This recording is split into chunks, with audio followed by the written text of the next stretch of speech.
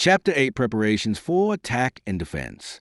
Ascanio had no sooner returned to the studio on the previous day and made his report to Benvenuto touching that part of his expedition which related to the topography of the Hotel de Nesle than the goldsmith, seeing that it met his requirements in every respect, hastened to the bureau of Seigneur de Neufville, the first secretary of the king's treasury, to obtain from him documentary evidence of the royal gift.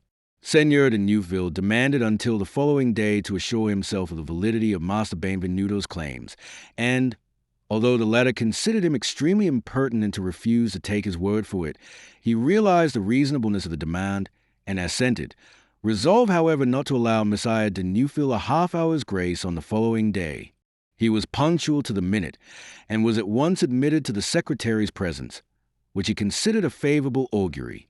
"Well, Monseigneur," he said, "is the Italian a liar, or did he tell you the truth?" "The whole truth, my dear friend." "That is very fortunate. And the king has ordered me to hand you a deed of gift in proper form. It will be welcome. And yet," continued the secretary, hesitatingly, "well, what more is there? Let us hear. And yet, if you would allow me to offer you some good advice." "Good advice? The devil!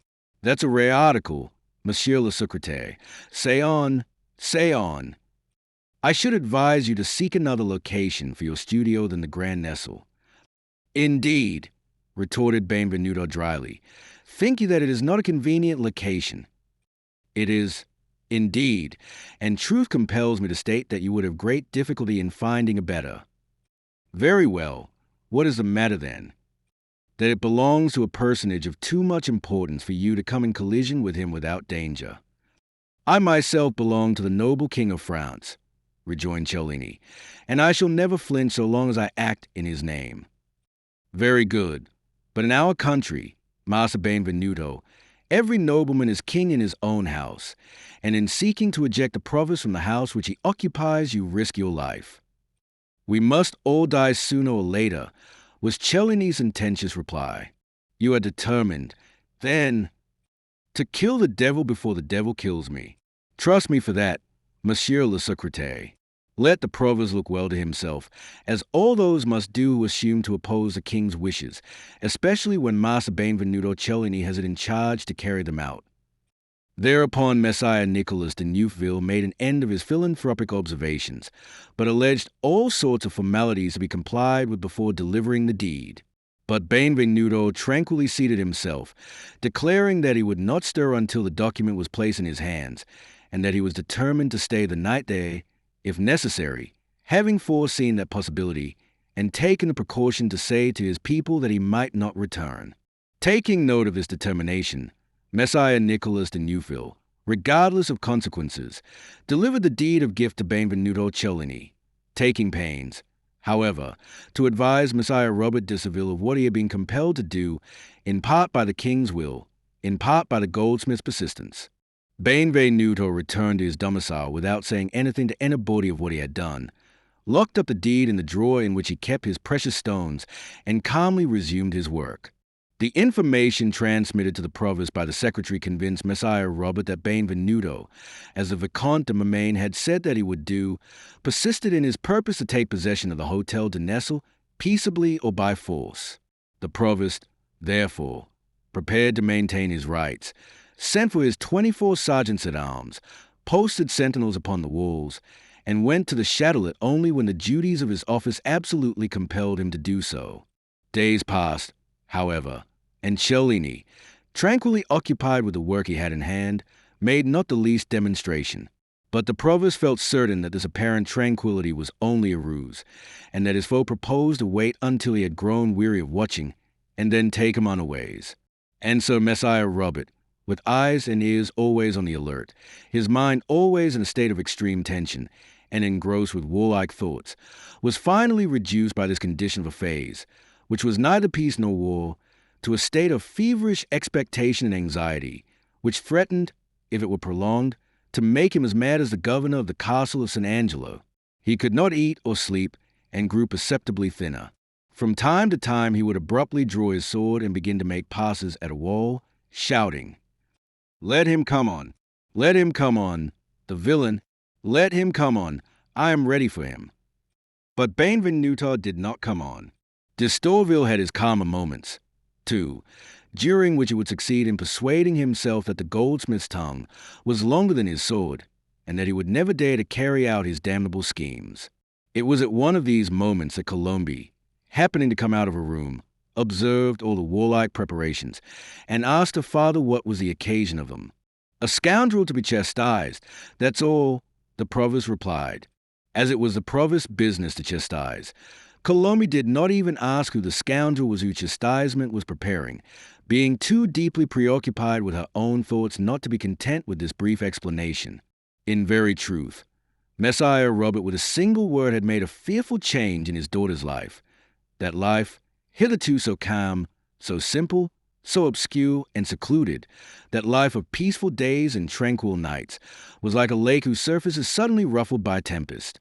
She had felt at times before that her soul was sleeping, that her heart was empty, but she thought that her solitude was the cause of her melancholy, and attributed the emptiness of her heart to the fact that she had lost a mother in her infancy. And now, without warning, her existence, her thoughts, her heart and her soul were filled to overflowing, but with grief. Ah! How she then sighed for the days of ignorance and tranquility, when the commonplace but watchful friendship of Dame Perini was almost sufficient for her happiness, the days of hope and faith, when she reckoned upon the future as one reckons upon a friend, the days of filial trust and confidence, when she believed in the affection of her father. Alas! Her future now was the hateful love of Comte d'Ulbec. Her father's affection was simply ambition so disguised. Why? Instead of being the only inheritor of a noble name and vast fortune, was she not the child of some obscure bourgeois of the city who would have cared for and cherished her? In that case she might have fallen in with this young artist, in whose speech there was so much to move and fascinate, this handsome Ascanio, who seemed to have such a wealth of happiness and love to bestow. But when the rapid beating of her heart and her flushed cheeks warned her that the stranger's image had filled her thoughts too long, she condemned herself to the task of banishing the lovely dream, and succeeded in placing before her eyes the desolating reality. Since her father had made known to her his matrimonial plans, she had expressly forbidden Dame Perini to receive Ascanio, upon one pretext or another, threatening to tell her father everything if she disobeyed. And as a governess, fearing to be accused of complicity with him, had said nothing of the hostile projects of Ascanio's master, poor Colombe believed herself to be well protected in that direction. It must not be supposed, however, that the sweet-natured child was resigned to the idea of obeying her father's commands. No, her whole being revolted at the thought of an alliance with this man, whom she would have hated had she really known what hate was. Beneath her beautiful, pale brow she revolved 1,000 thoughts, hitherto unknown to her mind, thoughts of revolt and rebellion, which she looked upon almost as crimes, and for which she asked God forgiveness upon her knees. Then it occurred to her to go and throw herself at the king's feet. But she had heard it whispered that the same idea had occurred to Dine de Poitiers under much more terrible circumstances, and that she left her honor there. Madame d'Etampes might protect her too, if she chose. But would she choose? Would she not greet the complaints of a mere child with a contemptuous smile? Such a smile of mockery and contempt she had seen upon her father's lips when she begged him to keep her with him, and it made a terrible impression upon her. Thus Colombe had no refuge but God, and she knelt before her prie-dieu 100 times a day, imploring the Omnipotent to send succor to her weakness before the end of the 3 months which still separated her from her formidable fiancé, or, if she could hope for no relief on earth, to allow her at least to join her mother in heaven. But this did not prevent Ascanio, as he worked away at his carving and chasing, from indulging in many an extravagant dream, to say nothing of those he dreamed in his morning and evening promenades, or during his troubled sleep at night. These dreams were concerned more especially with the day, at first so much dreaded, now so eagerly desired by him, when Benvenuto should assume possession of the Hotel de Nesle. For Ascanio knew his master, and that all his apparent tranquility was that of a volcano breeding an eruption. Cellini had given out that the eruption would take place on the following Sunday. Ascanio had no doubt, therefore, that on the following Sunday Cellini's undertaking would be accomplished. Or else, as he bore her in his arms over a frail plank thrown across the flaming chasm, His foot would slip, and they would fall together and die in each other's arms, their hearts blending in one last sigh, in a first and last kiss. This latter alternative was not to be despised by one who had so little hope in his heart as Ascanio, for next to the felicity of living for each other, the greatest happiness is to die together. Thus it will be seen that all our friends were passing through some very agitated days and nights, with the exception of Benvenuto Cellini, who seemed entirely to have forgotten his hostile designs upon the Hotel de Nesle, and of Scott's own, who knew nothing of them. The whole week passed away thus, and Benvenuto Cellini, having worked conscientiously throughout the 6 days that composed it, and having almost completed the clay model of his Jupiter, donned his coat of mail on the Saturday about 5 o'clock, buttoned his doublet over it, and, bidding Ascanio accompany him, bent his steps toward the Hotel de Nesle.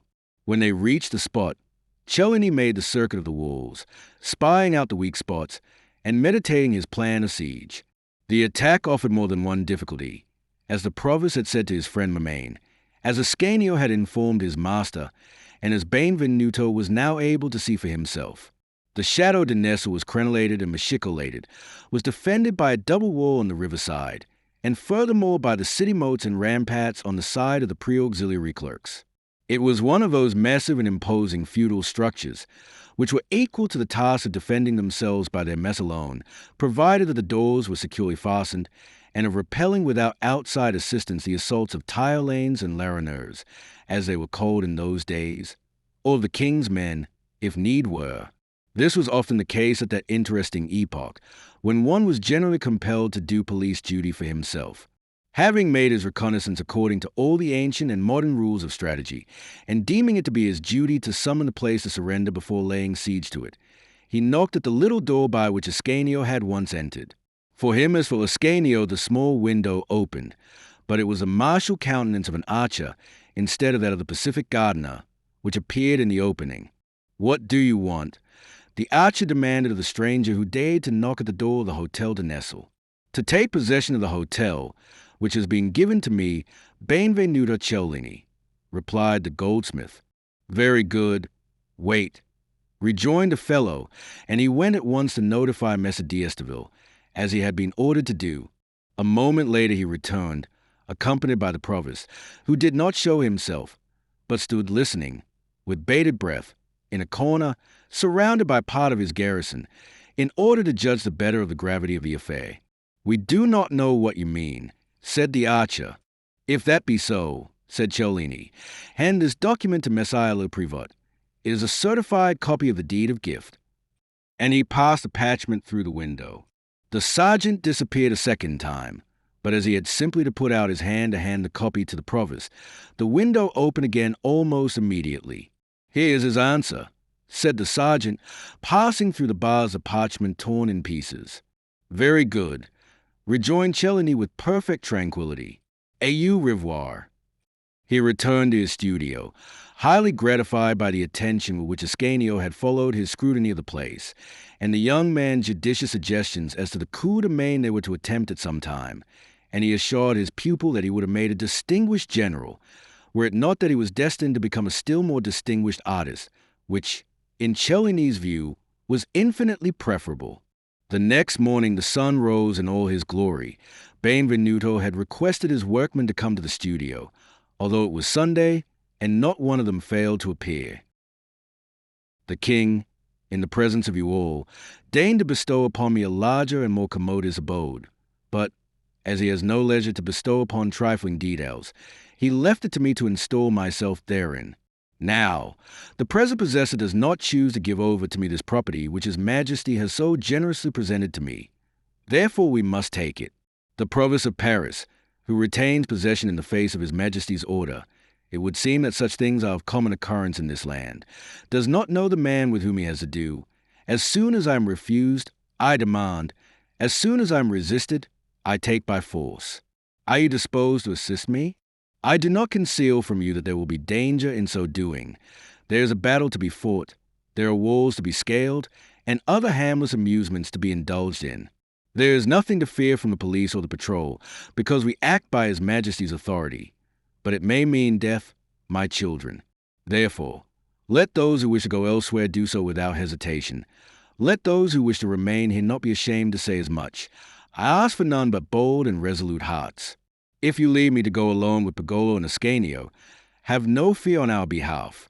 I know not how I shall go to work, but I do know this, that I will not be disappointed for that." They all shouted with one voice, "Anyway, master, wherever you choose to lead us." All, "Come, haste, haste, and let us dress for the ball. The provost shall pay for the music." "Hurrah!" cried all his companions. The workmen meanwhile indulged in jokes at one another's expense, commenting freely upon the bellicose demeanor and awkward attitudes of their fellows. "Look, master," cried one of them, "look at Simon Logosha, putting his sword on the same side as we. On the right, man. On the right." "See Jahan," retorted Simon, "holding his halberd as he'll hold his cross when he's a bishop." "There's Pagolo putting on a double coat of mail," said Jahan. In fact, the youth referred to by the appellation of Hermann the German, a somewhat pleonastic title, as his name alone was so distinctively Germanic in sound as to indicate that its owner belonged to some one of the circles of the Holy Empire.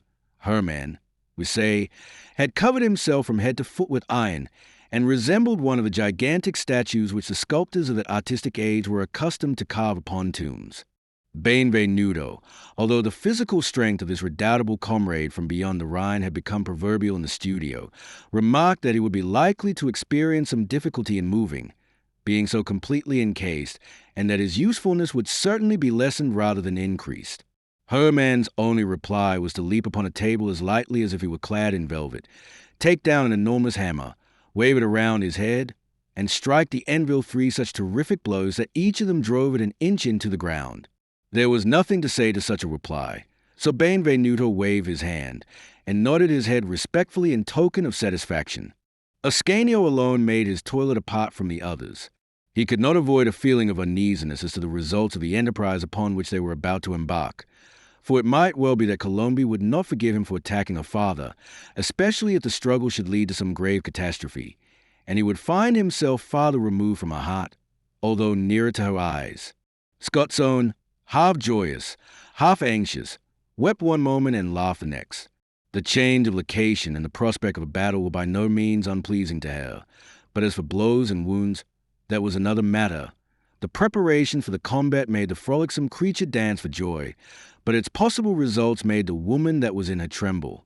Benvenuto at last noticed her, smiling and weeping at the same time, and he went to her side. "Thou wilt remain here, Scorzone, with Rupertar," he said, "and prepare lint for the wounded, and a good dinner for those who come safely through it." "Oh, no, no," cried Scorzone. "Oh, pray let me go with you. With you I have courage enough to defy the provost and all his myrmidons, but alone here with Ruperta I should die of anxiety and fear." "Oh, I could never consent to that," replied Benvenuto. "It would trouble me too much to think that some mishap might befall thee. Thou wilt pray for us, dear child, while awaiting our return." "Listen, Benvenuto," rejoined the maiden, as if struck by a sudden thought. "You understand, of course, that I cannot endure the thought of remaining quiet here while you are fighting yonder, wounded, perhaps dying. But there is a way of satisfying both of us. Instead of praying for your safety here in the studio, I will go and pray in the church nearest to the spot. In that way I shall be out of danger, and shall know the result immediately, whether it be a victory or defeat." "Very well, so be it," replied Benvenuto. "It is understood, of course, that we shall not go forth to kill others, or to be killed ourselves, without first fulfilling the pious duty of listening to Mass. We will go together to the Church of the Grands Augustines, which is nearer than any other to the Hotel de Nesle, and will leave thee there, little one." These arrangements determined upon, and the preparations for the affray at an end, they drank a glass of Burgundy to the success of their enterprise. To their weapons, offensive and defensive, they added hammers, tongues, ladders, and ropes, and left the studio, not after the manner of an army corps, but 2 by 2, at sufficiently long intervals not to attract attention. It was not that a coup de main was a more unfrequent occurrence in those days than a mute or a change of ministry in these days of ours, But, truth to say, it was not customary to select the Sabbath day or the hour of noon for this sort of diversion, and it required all Benvenuto's audacity, reinforced by his consciousness that right was on his side, to venture upon such an undertaking. One after another our heroes arrived at the Grand Augustines, and, having given their weapons and tools into the charge of the sacristan, who was a friend of Simon Lagosha, they entered the church to listen devoutly to the blessed sacrifice of the Mass, and to implore God's help in exterminating as many archers as possible.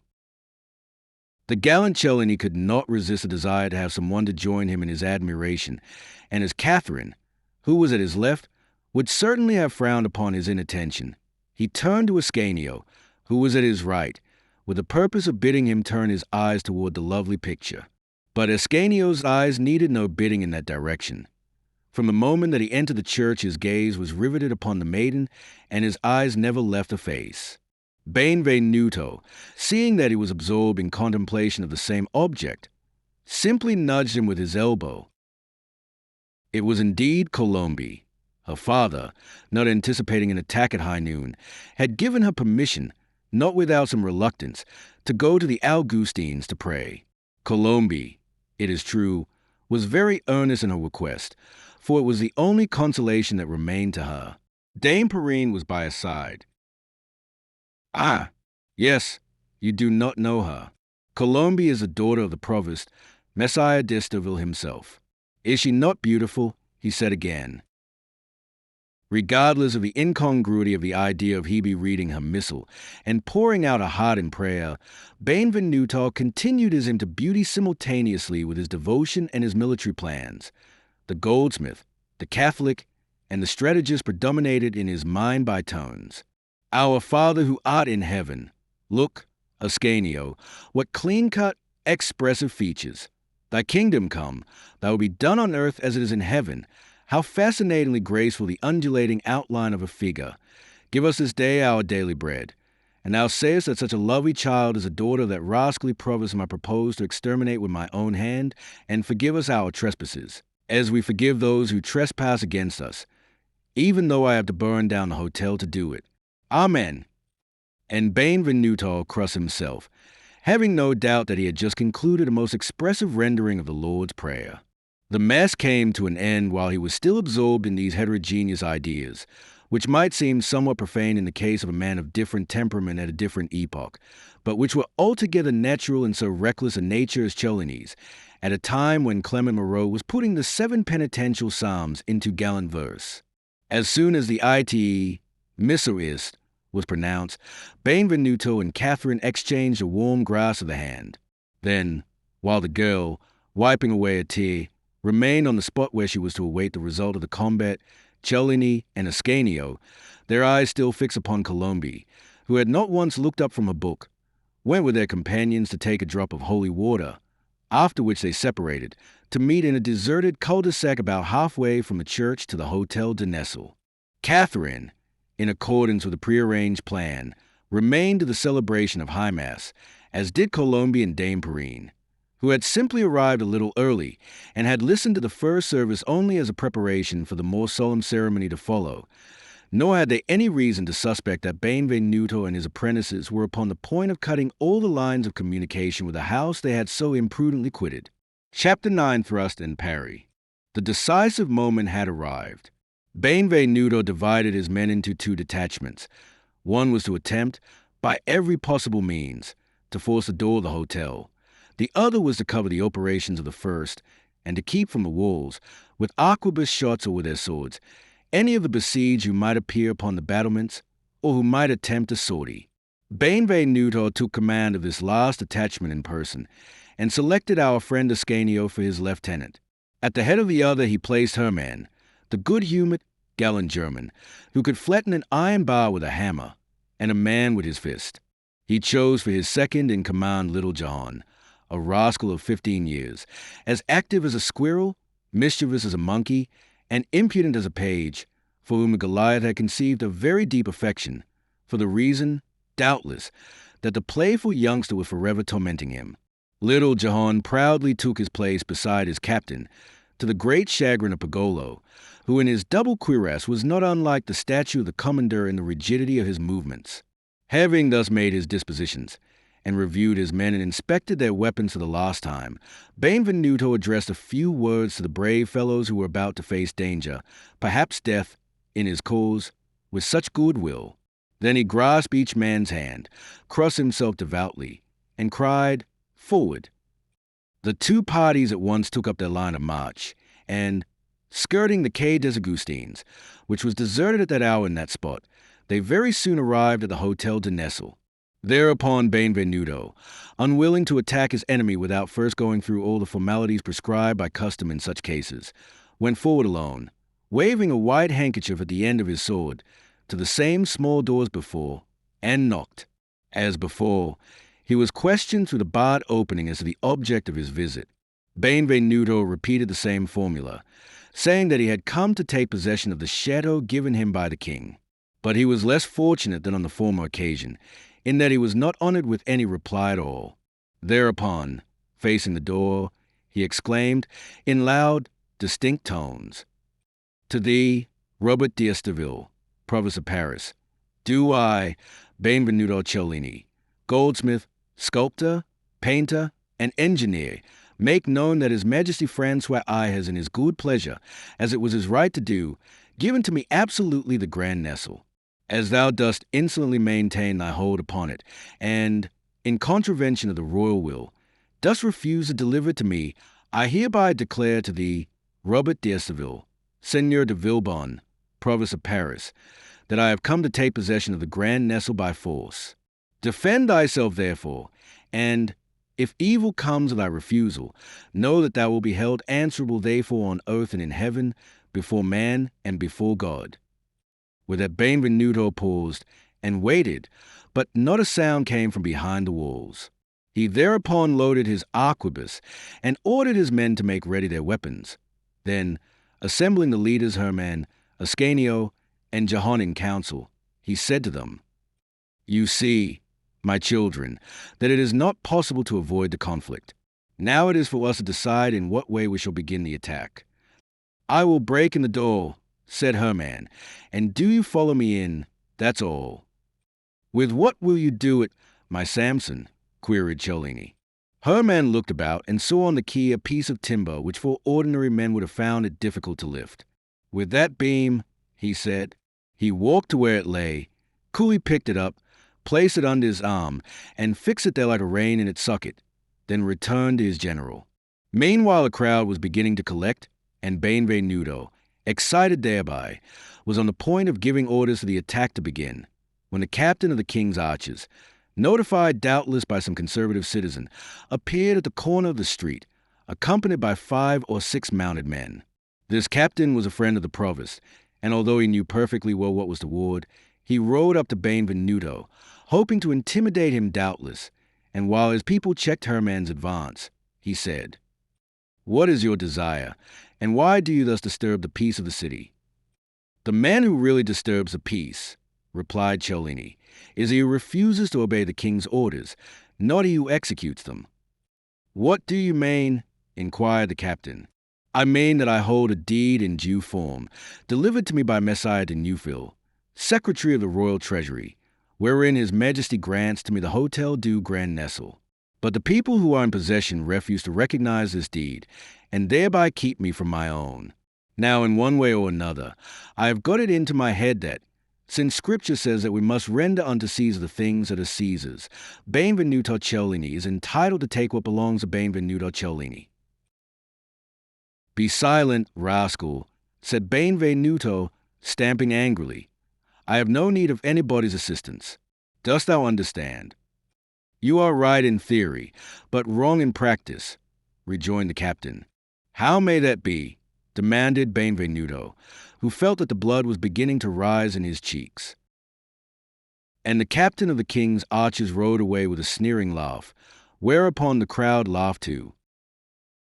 Hermann took up his joist once more, and while Cellini, Ascanio, and 2 or 3 of the most skillful marksmen of the party, arquebus in hand, stood in readiness to fire upon the wall, He rushed forward like a living catapult against the small door, which they deemed to be easier to burst than the large one. But when he approached the wall, a shower of stones began to rain down upon him, although no defenders could be seen.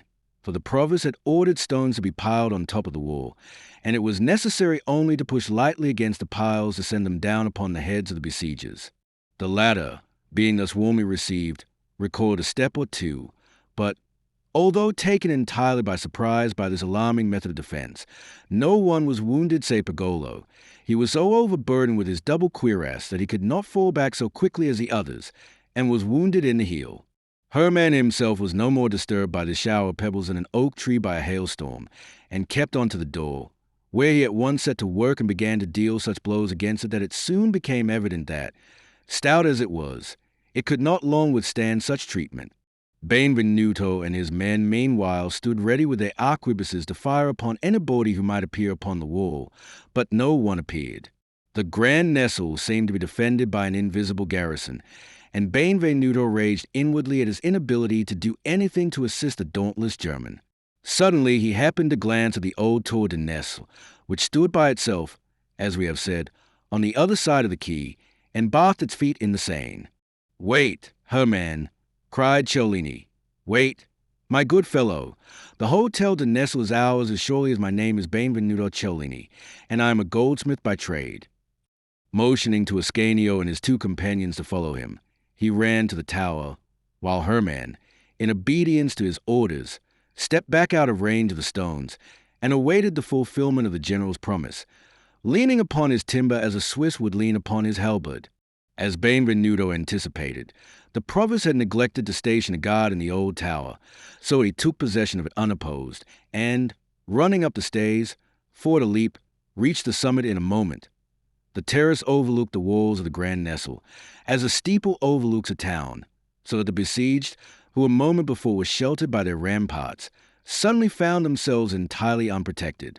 The report of an arquebus and the hissing of a bullet, followed by the fall of an archer, warned the provost that the face of affairs was in all probability about to change. At the same moment Hermann, realizing that he would now have a free field, resumed his joist and began to batter away again at the door, which the besieged had strengthened somewhat during the momentary suspension of hostilities. The crowd, with a marvelous instinct of self-possession always noticeable in such bodies, realized that shooting was to form part of the entertainment, and that spectators of the tragedy about to be enacted were likely to be splashed with blood, and they no sooner heard the report of Benvenuto's arquebus and the cry of the wounded archer than they dispersed like a flock of pigeons. A single individual remained.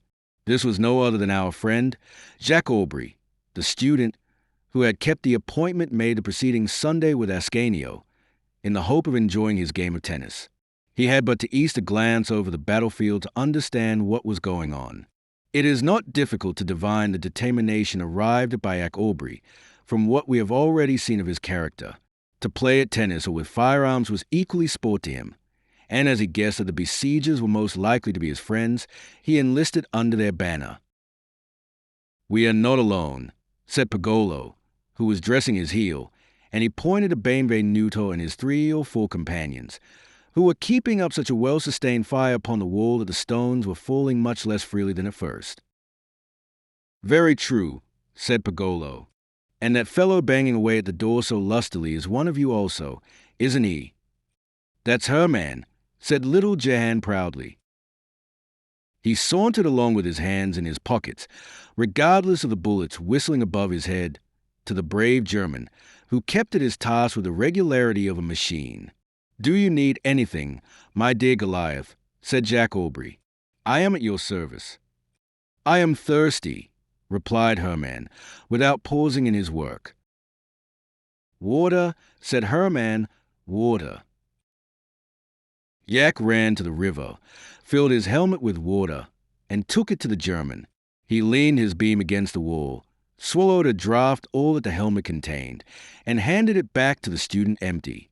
"Thanks," he said, and, taking up the beam once more, he resumed his work. An instant later he said, "Go and tell the master to be in readiness, for we are getting on famously here." Jacques Aubry started for the tower, and in a very few moments he stood between Ascanio and Benvenuto, who were keeping up such a brisk and effective fire that they had already shot down 2 or 3 men, and the provost archers were beginning to think twice before showing themselves upon the walls.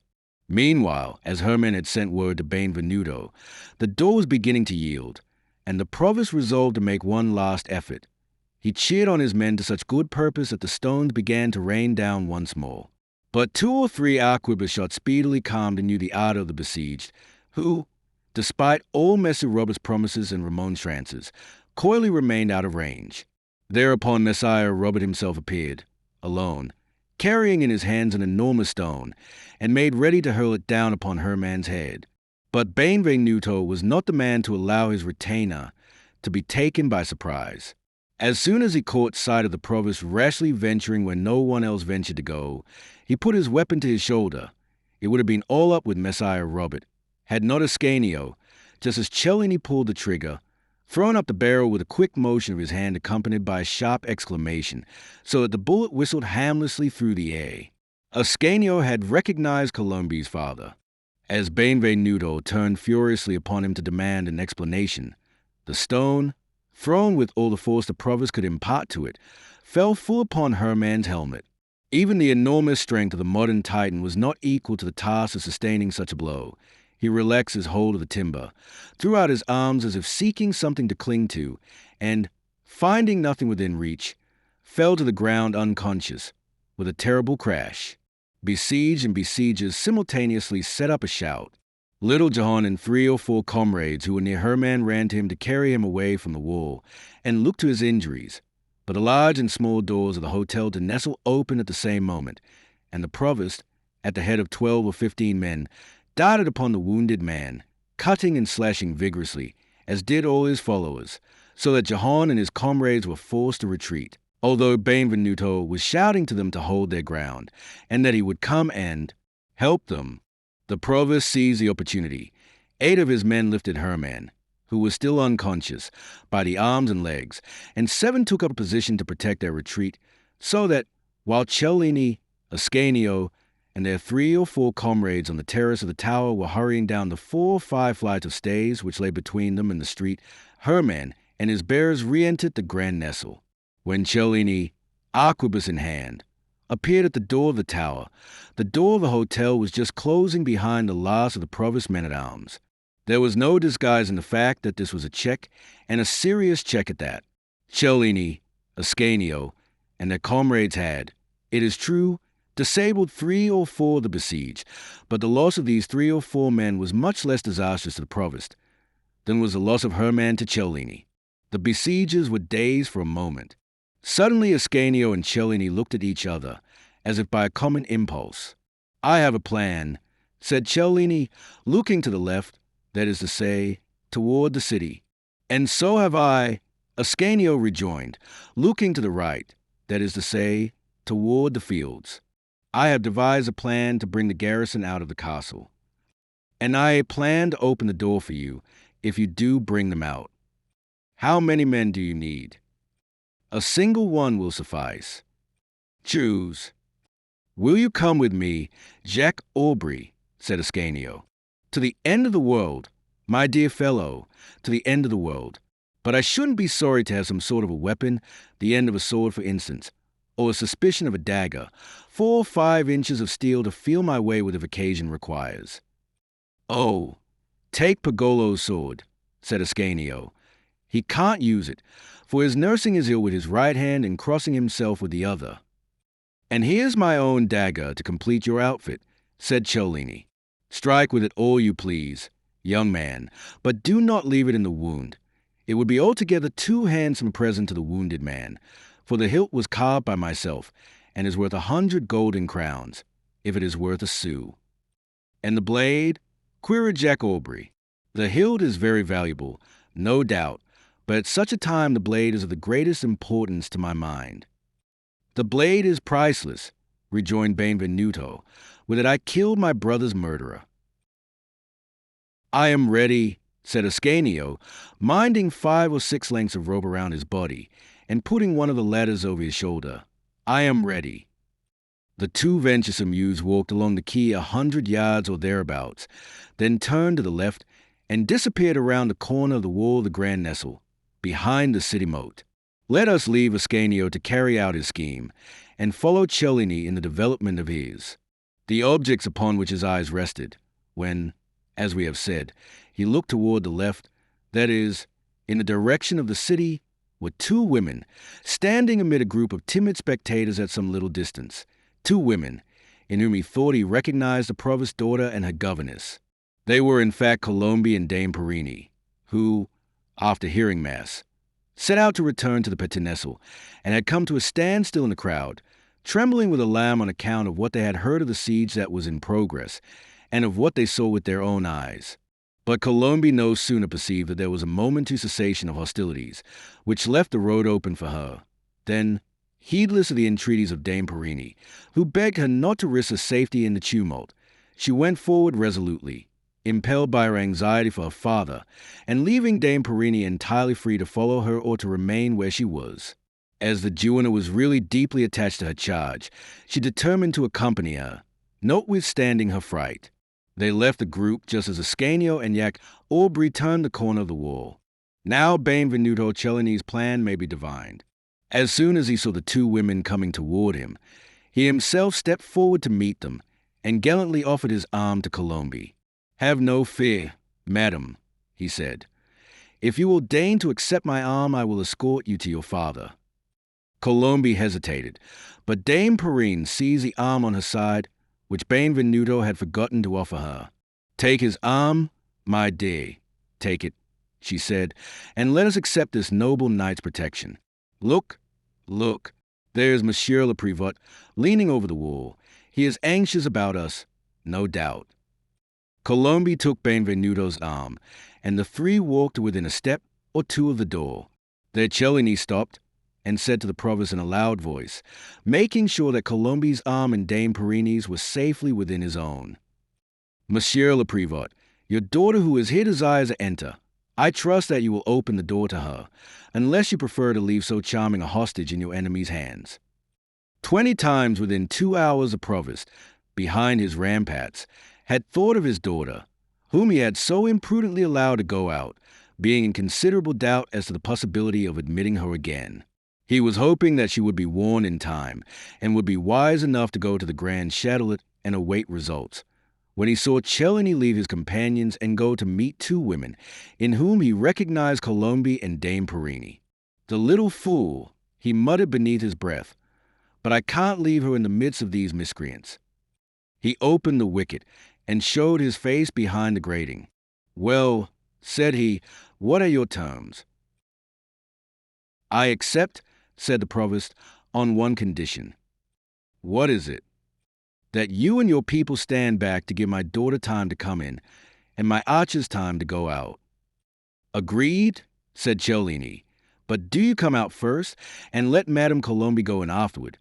When she is safely inside, you will throw the key over the wall to her, and thus leave yourself no opportunity to retreat." "Agreed," said the provost. "Your word." On the faith of Benvenuto Cellini.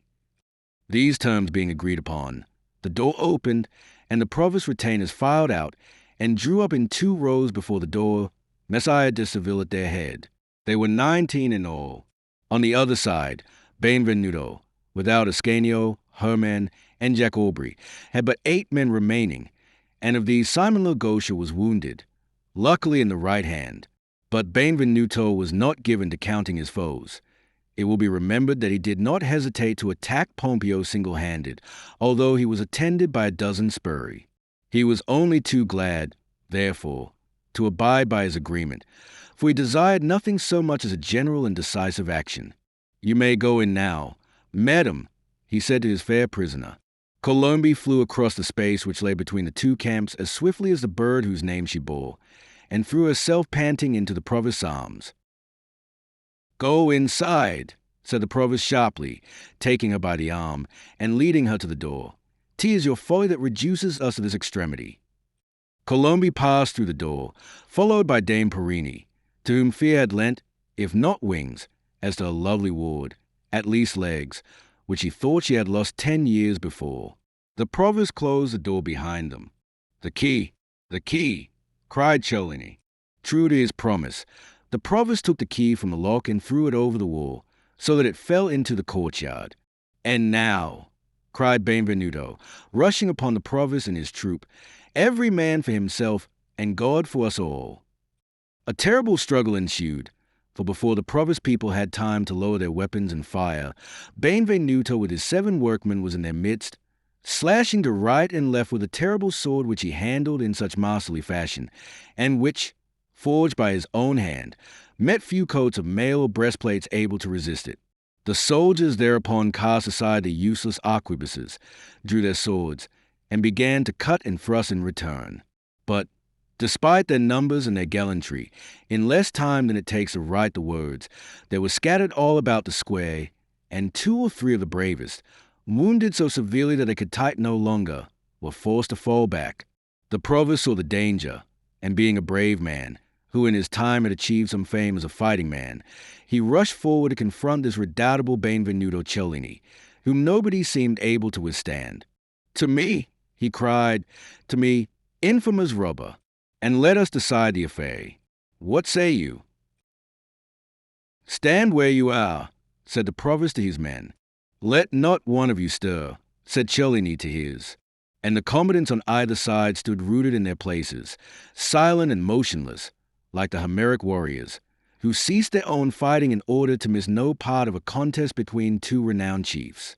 Thereupon the provost and Cellini, each of whom already held his naked sword in his hand, attacked each other at the same instant. The provost was a clever fencer, but Cellini's skill in that direction was of the very first order. For 10 or 12 years past the provost had not once had occasion to draw his sword.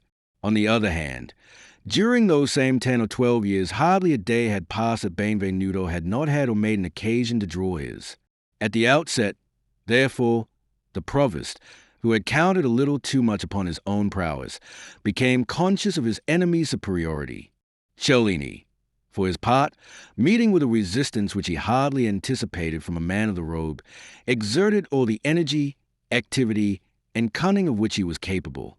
It was a marvelous thing to watch his sword, which, like the triple sting of a serpent, threatened the head and the heart at the same instant, flying from place to place, and hardly giving his adversary time to parry, much less to make a single thrust. And so the provost, realizing that he had to do with one stronger than himself, began to give ground, still defending himself, however. Unluckily for Messiah Robert, his back was toward the wall, so that a very few steps brought him up against the door, for which he instinctively aimed, although he was well aware that he had thrown the key over the wall. When he reached that point, he felt that he was lost, and like a wild boar at bay, he summoned all his strength, and delivered 3 or 4 lusty blows in such rapid succession that it was Benvenuto's turn to parry. Once, indeed, he was a second too late, and his adversary's blade grazed his breast, despite the excellent coat of mail he wore. But, like a wounded lion bent upon speedy vengeance, Benvenuto, the moment that he felt the sharp point of the sword, gathered himself for a spring, and would have run the provost through with a deadly lunge, had not the door behind him suddenly given way at that moment, so that Messiah de Seville fell over backwards, and the sword came in contact with the individual who had saved him by opening the door so unexpectedly. But the result was different from what might have been expected, for the wounded man said nothing, while Benvenuto gave utterance to a terrible cry. He had recognized Ascanio in the man whom he had unintentionally wounded. He had no eyes for Herman or for Jacques Aubry, who stood behind his victim. Like a madman, he threw his arms around the young man's neck, seeking the wound with his eyes and his hand in his mouth, and crying, "Slain, slain, slain by my hand. Ascanio, my child, I have killed thee," and roaring and weeping, as lions roar and weep. Meanwhile Herman extricated the provost, unharmed, from between Ascanio's and Cellini's legs, and, taking him under his arm as he might have done with a baby, deposited him in a little house where Rainbow kept his gardening tools. He locked the door upon him, drew his sword, and assumed a posture indicative of his purpose to defend his prisoner against anyone who might undertake to recapture him. Jacques Aubry made but one bound from the pavement to the top of the wall, brandishing his dagger triumphantly, and shouting, "Blow, Trumpets, blow. The grand nestle is ours. How all these surprising things had come to pass the reader will discover in the following chapter. Left-handed. Chapter 10 OF The Advantage of Fortified Towns. The Hotel de Nesle, on the side bounded by the pre-auxiliary clerks, was doubly defended by its walls and by the city moat, so that on that side it was considered impregnable. Now Ascanio very sensibly reflected that it is seldom deemed necessary to guard what cannot be taken, and he determined to make an attack upon the point where the besieged had not thought of providing against one. With that object in view, he set out with his friend Jacques Aubry, not dreaming that, as he disappeared in one direction, Colombe would appear in the other, and provide Benvenuto with a means of compelling the provost to adopt a course which he was most reluctant to adopt. Ascanio's scheme was very difficult of execution, and very dangerous in its possible results. He proposed to cross a deep moat, scale a wall 25 feet high, and at the end perhaps fall into the midst of the enemy. Not till he arrived at the brink of the moat and of his enterprise did he realize the difficulty of crossing the one and carrying through the other, and then his determination, firm as it was at the outset, wavered for an instant. Jacques Aubry halted some 10 or 12 paces behind his friend, and stood tranquilly gazing from the wall to the moat. Having measured them both with his eye, he said, "I beg you, my dear fellow, to have the kindness to inform me why you bring me hither, unless it be to fish for frogs." "Ah, yes, you glance at your ladder.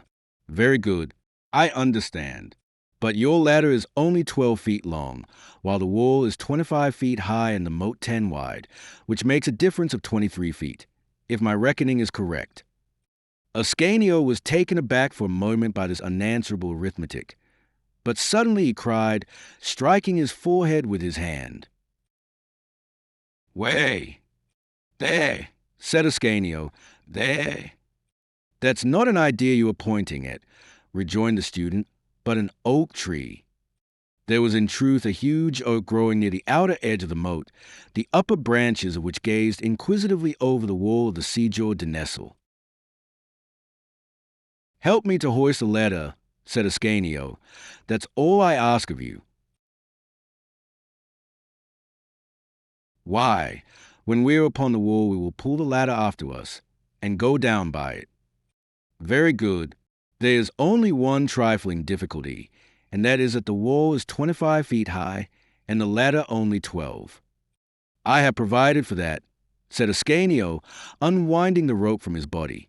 He then made one end fast to the trunk of the tree, and threw the other over the wall. "Ah, great man, I understand you," cried Aubry, "and I am proud and happy to break my neck with you. Go across." And Aubry prepared to cross the space that lay between them and the wall. "No, no," said Ascanio, "it is my place to go first." "Which finger is wet?"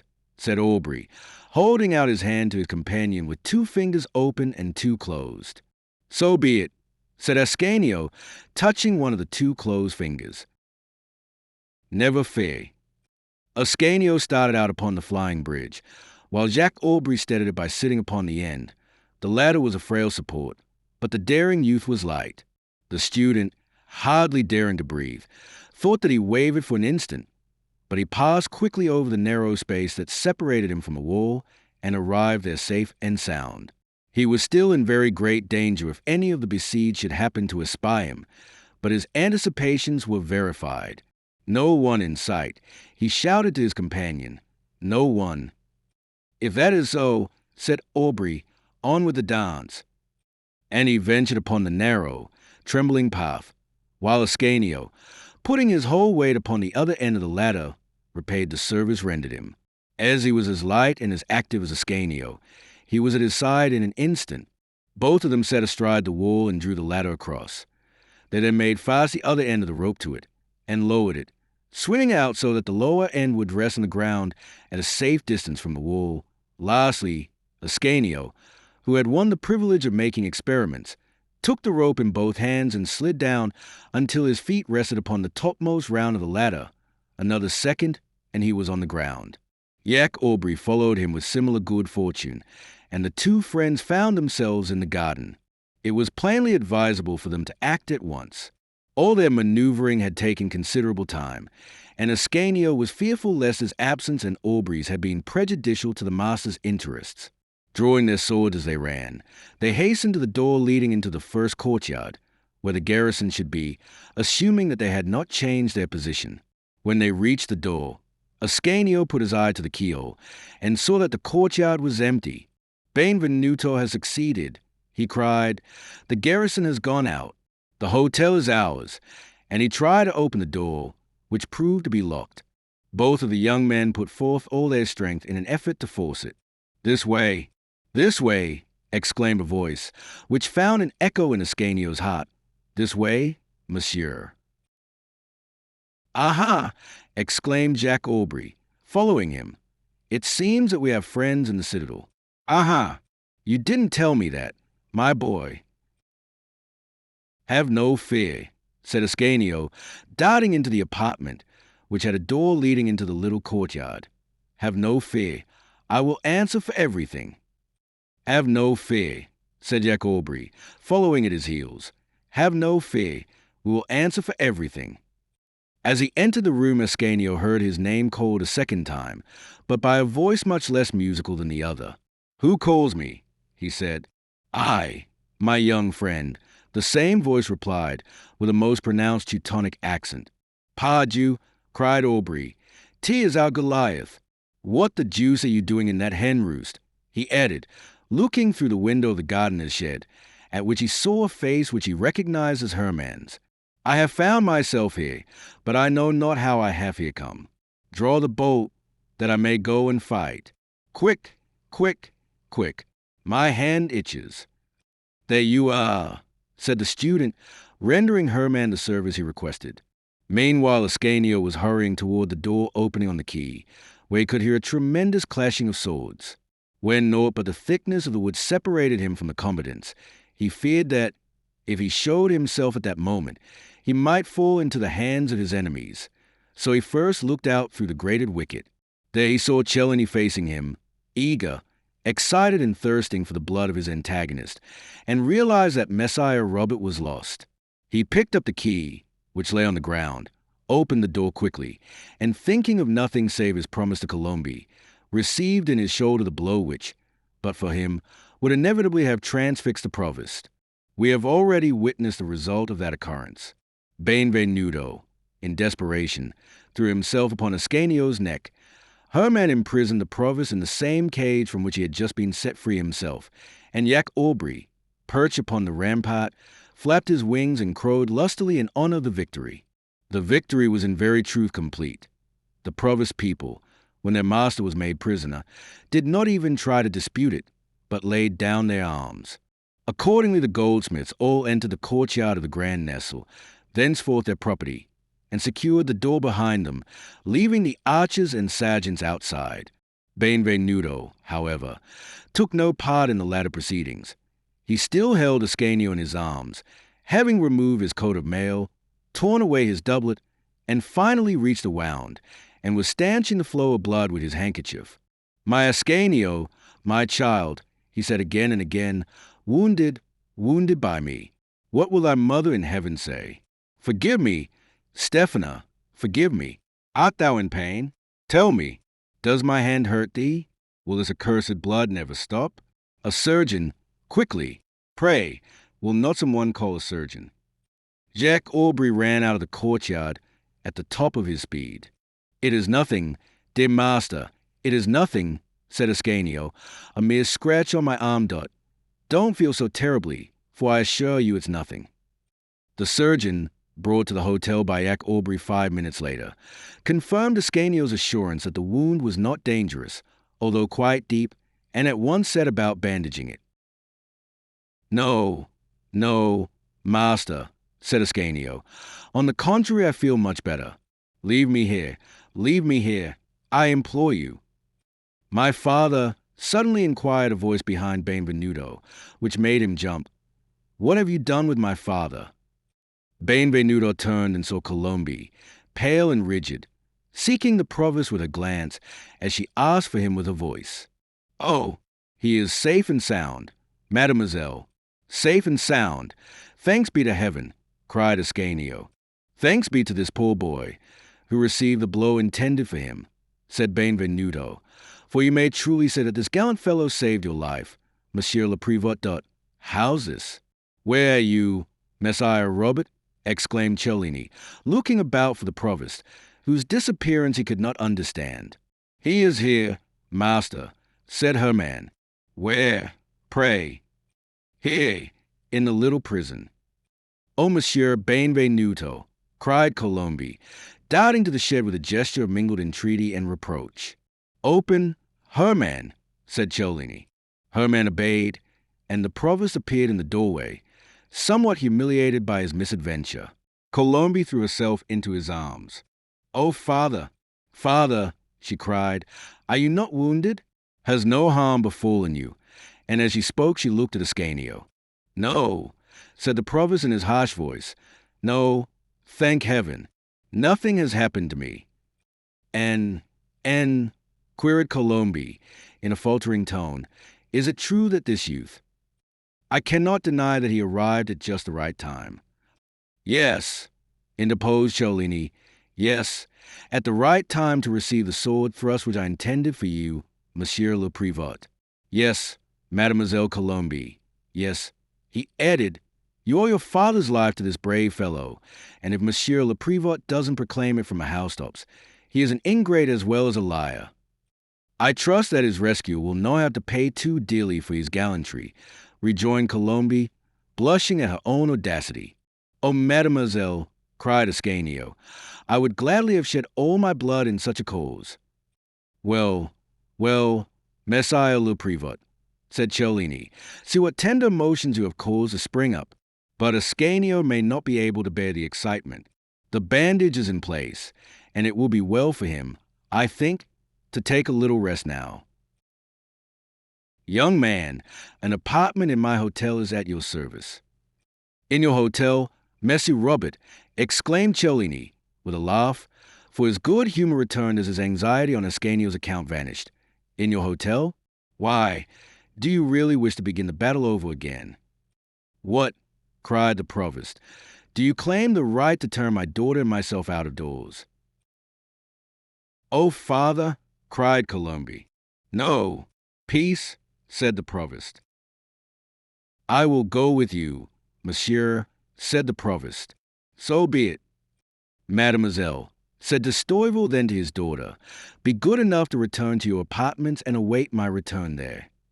Colombe, notwithstanding the harsh tone in which the command was uttered, presented her forehead to her father to kiss, and with a courtesy addressed to everybody present, so that Ascanio might come in for a share of it, she withdrew.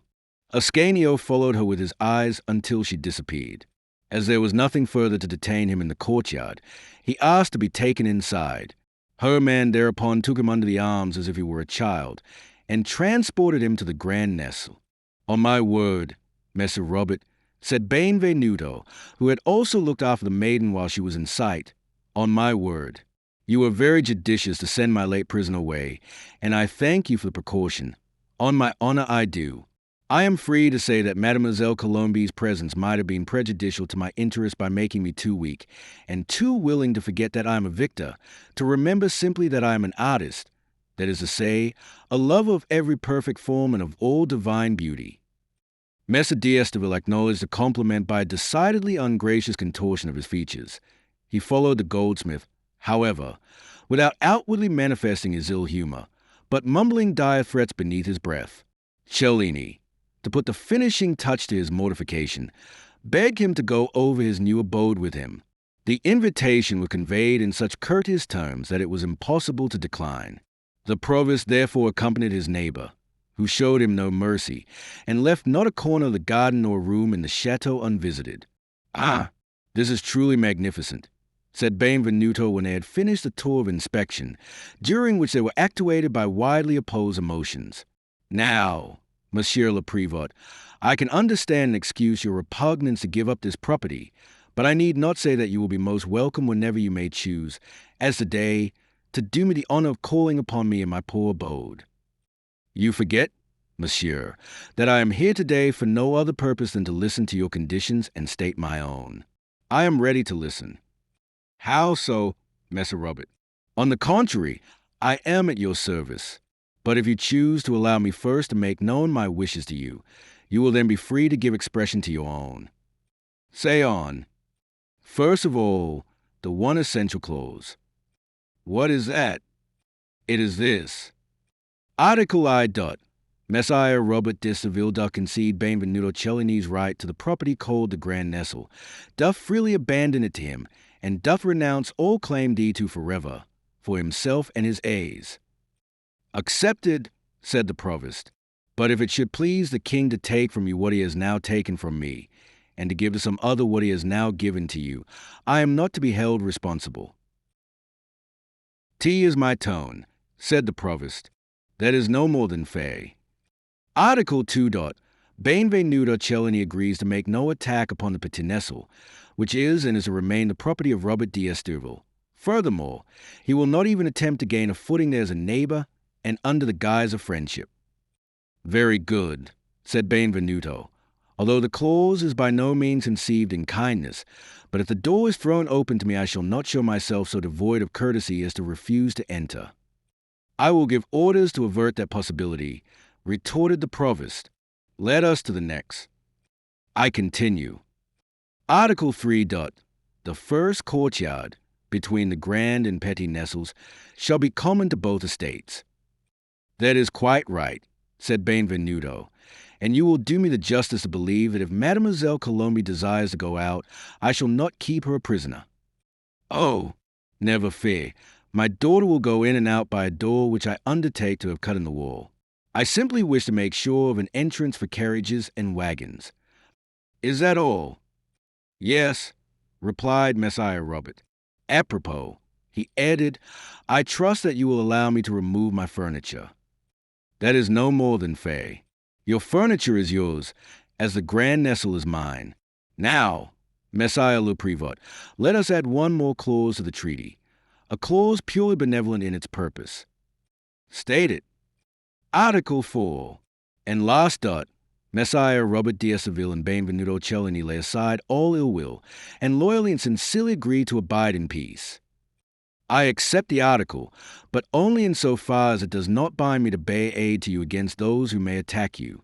I agree to do nothing to injure you, but I do not agree to make myself agreeable to you.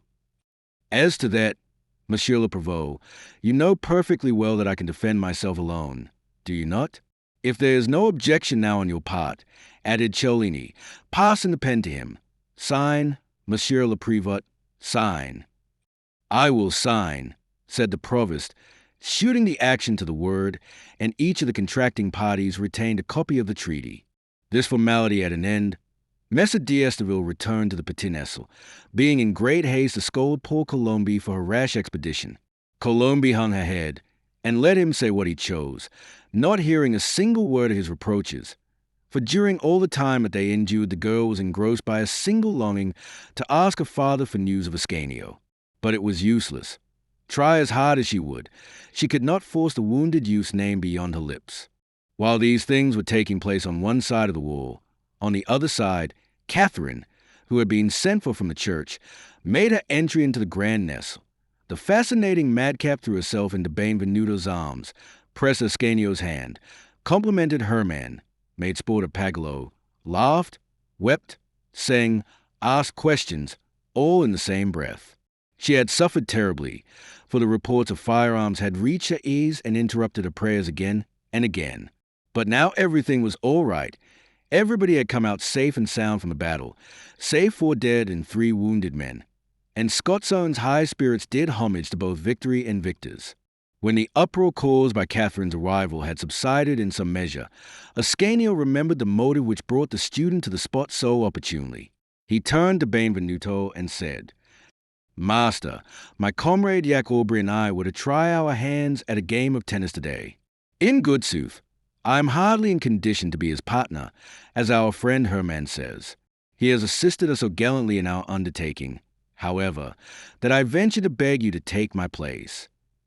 With all my heart, said Benvenuto, but you must look to yourself, Master Jack Aubrey. I will try, Messiah. We shall sup together afterward, and you know that the victor will be expected to drink 2 bottles more than his vanquished opponent. Which means that I shall be carried home dead drunk, Master Benvenuto. Vive la joie. This suits me. Ah, the devil. There's someone waiting for me, too. Sure, I had to wait for her last Sunday. It's a turn today, so much the worse for her. With that the two seize bowls and rackets, and hide them to the garden. Chapter 11 OWLS, Magpies and Nightingales. As this was a blessed Sabbath day, Benvenuto did nothing more than play tennis, rest after playing, and inspect his new property.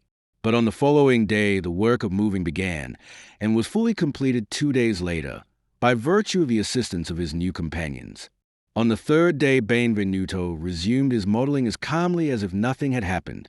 When the Provost realized that he was definitively vanquished, when he learned that Benvenuto's studio, tools, and workmen were actually installed at the Grand Nestle, rage took possession of him once more, and he began to plot and plan for vengeance.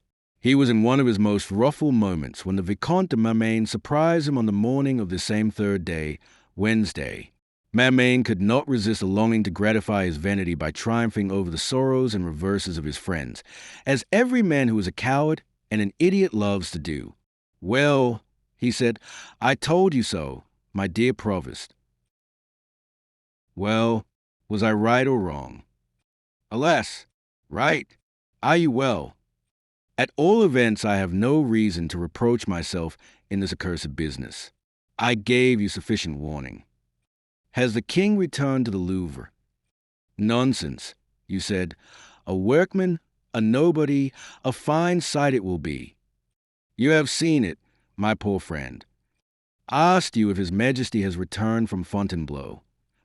Yes, and he keenly regrets not having reached Paris on Sunday in order to look on from one of his towers at his goldsmith's victory over his provost. What is said at court? Why, they say that you were thoroughly whipped.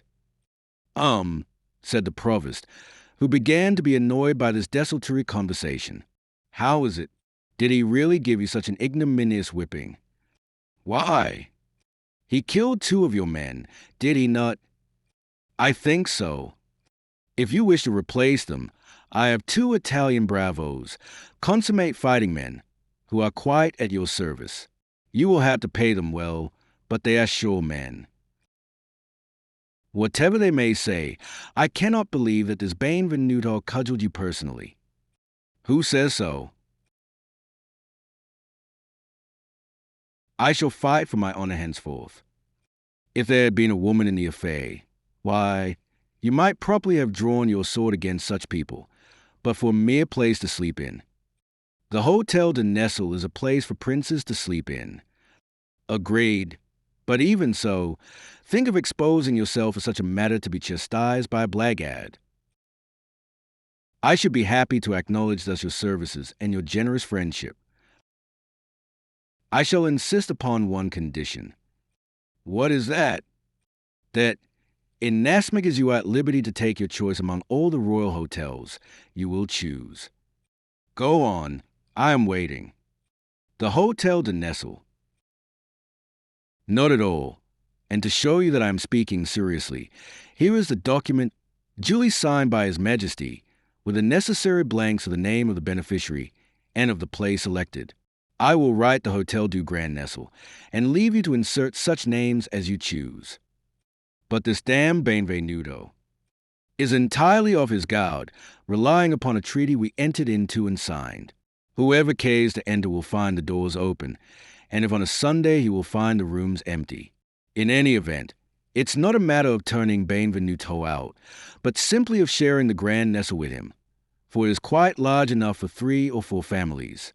Benvenuto will hear reason. Well, what are you doing now? I am writing my names and titles in the grant. Do you see? Wow! I will take my 2 fire eaters and surprise him some Sunday. What? Compromise yourself with a clown for such a trifling matter. A victor's always right, and then, too, I shall be a avenging friend. Good luck to you then. I have given you fair warning, Marmagne. Thanks twice over. once for the gift and once for the warning. And Marmain, delighted beyond measure, thrust a precious paper in his pocket and set out in all haste to make sure of his two bravos. "Very good," said Messiah d'Estoville, rubbing his hands and looking after him. "Go on, Viscount, and one of two things will come of it. Either you will avenge me for Benvenuto's victory, or Benvenuto will avenge me for your sarcasm. In any case, I shall be the gainer. I make my enemies of each other. Let them fight and kill. I will applaud every blow on either side, for all will be equally gratifying to me. Let us now cross the Seine and look upon the occupants of the Grand Nest, and see how they were employing their time, pending the results of the provost's militant hatred. Benvenuto, in the tranquil confidence of conscious strength, had quietly resumed the work he had in hand, without suspecting or caring for Messer d'Estoville's animosity. His day was divided thus. He rose at daybreak, and went at once to a small, isolated room that he had discovered in the garden above the foundry, with a window from which one could look obliquely into the flower garden of the Pettinestle. They worked during the forenoon upon the model of a small statue of Hebe. After dinner, that is to say, at 1 o'clock in the afternoon, he went to the studio and worked at his Jupiter. In the evening, for relaxation, he played a game of tennis, or went for a walk. Now let us see how Catherine employed her time. She sewed and sang and ran hither and thither, instinct with joyous life, much more at ease in the Grand Nestle than at the Cardinal of Ferrara's palace. Ascanio, whose wound made it impossible for him to work, did not find the time irksome, notwithstanding the activity of his mind, for he was dreaming. If now, availing ourselves of the thief's privilege of climbing walls, we enter the Pettinestle, this is what we shall see there. In the first place, Colombe, in a chamber, dreaming like Ascanio. We beg leave to pause here for the moment. All that we can say is that, while Ascanio's dreams were rose-colored, poor Colombe's were black as night. And then here is Dame Perini just setting out to market, and we must, if you please, follow her for an instant, for a long time. So at least it seems to us. We have lost sight of a good dame. Indeed, it must be said that courage was not a predominating virtue, and amid the perilous encounters we have described, she had purposely kept herself out of sight. But when peace began to bloom once more, the roses reappeared in her cheeks, and as Benvenuto resumed his artistic labors, she peaceably resumed her joyous humor, her chattering, her gossip's inquisitiveness. In a word, the practice of all the excellent housewifely qualities. Rupertard began by inquiring of Dame Perrine the price of various articles, and the names of the dealers in the quarter. From that they passed to more interesting subjects. "Is your master such a terrible man?" queried Dame Perrine. "You should hear him say to me, Dame Ruperta. He calls me Ruperta in his strained pronunciation, although my real name is Rupert, at your service.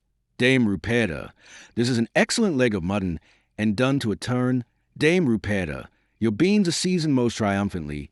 Dame Ruperta, I look upon you as a queen of governesses, and all this so winningly that it touches one to the heart. Allah born here, but he kills people, they say. Oh yes, when is crossed, he kills very handily. It's a custom of his country, but it's only when is attacked, and then only in self-defense. Otherwise, he is very light-hearted and prepossessing. I haven't seen him myself. He has red hair, hasn't he? No, indeed. His hair is as black as yours and mine, as mine was. That is... Oh, you have never seen him? Well, just come in casually sometime to borrow something, and I'll show him to you. He's a handsome man, and would make a superb archer. Ascanio, pray do you know him? He is not like that bay of a Pagolo, or Catherine the giddy pate. And you say that the poor fellow must be eating his heart out with having to pass whole days on a couch in his bedroom. Mon Dieu, exclaimed kind-hearted Dame Perrine. Pray tell the poor boy to come over to the Pettinestle, where there is such beautiful shade. I will gladly admit him, although Messiah le Prévôt has expressly forbidden it. Why, it will be most virtuous in me to disobey him, in order to benefit the man who saved his life. And you talk of ennui. We are the ones who are drying up with it. The coming apprentice will divert us. He will tell us tales of his Italy, and show us his necklaces and bracelets, and chatter with Colombe. Young folks like to be together and prattle, and they languish in solitude. So it's agreed, isn't it? Just tell your Benjamin that he is at liberty to come and walk in our garden whenever he pleases, provided he comes alone, or with you. Dame Rupert, to give him your arm. Knock 4 times. The first read gently and the last louder. I shall know what it means, and I will come and open the door. Thanks for Ascanio and myself. I will not fail to tell him of your amiable offer, and he will not fail to avail himself of it. I am delighted to think so, Dame Rupert. Au revoir, Dame Perini. Charmed to have made the acquaintance of such an estimable person. The same to you, Dame Rupert. The 2 gossips bowed low to each other, and parted with mutual satisfaction. The gardens of the Signor de Nesle were in truth, as Ruperta said, dry and scorched on one side of the wall, cool and shady as a forest on the other. The provost's miserly instinct led him to leave the garden of the Grand Nesle uncared for, as the cost of keeping it in condition would have been considerable, and he was not sufficiently sure of his title to renew, perhaps for the benefit of his successor, the trees which he had lost no time in cutting down as soon as he took possession. His daughter's presence at the peninsula accounted for his leaving the shady thickets there untouched, as the poor child had no other recreation than to sit beneath them. Rainbow and his 2 assistants sufficed to keep Colombe's garden in order, and even to embellish it somewhat. It was laid out and planted in extremely good taste. At the back was a kitchen garden, Dame Perini's kingdom. Along the wall dividing it from the Grand Nesle Colombe had a flower garden, called by Dame Perini the Morning Avenue, because the sun's early rays fell full upon it, and sunrise was a time ordinarily selected by Colombe to water her marguerites and roses.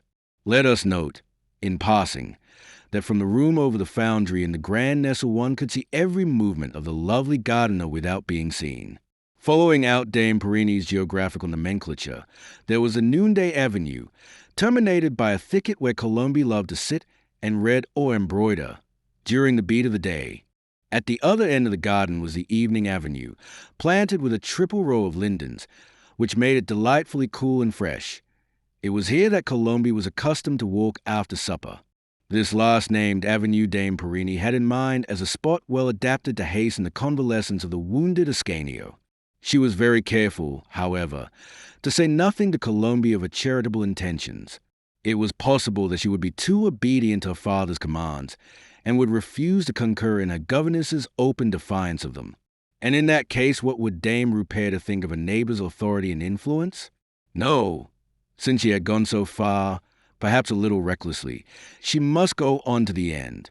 Indeed, the good woman's offense was excusable when we reflect that she had no one but Colombe to whom she could speak from morning till night, and more often than not Colombe was so deeply absorbed in her own thoughts that she did not reply.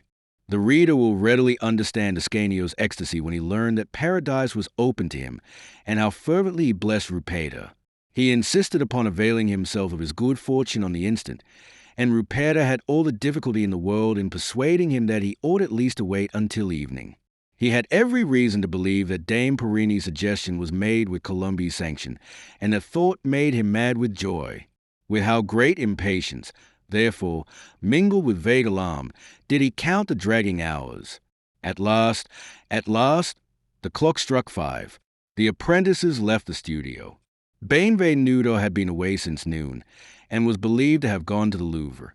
Thereupon Ruperta said solemnly to the apprentice, who gazed at her as she had not been gazed at for many a year, "Now that the time has come, follow me, young man."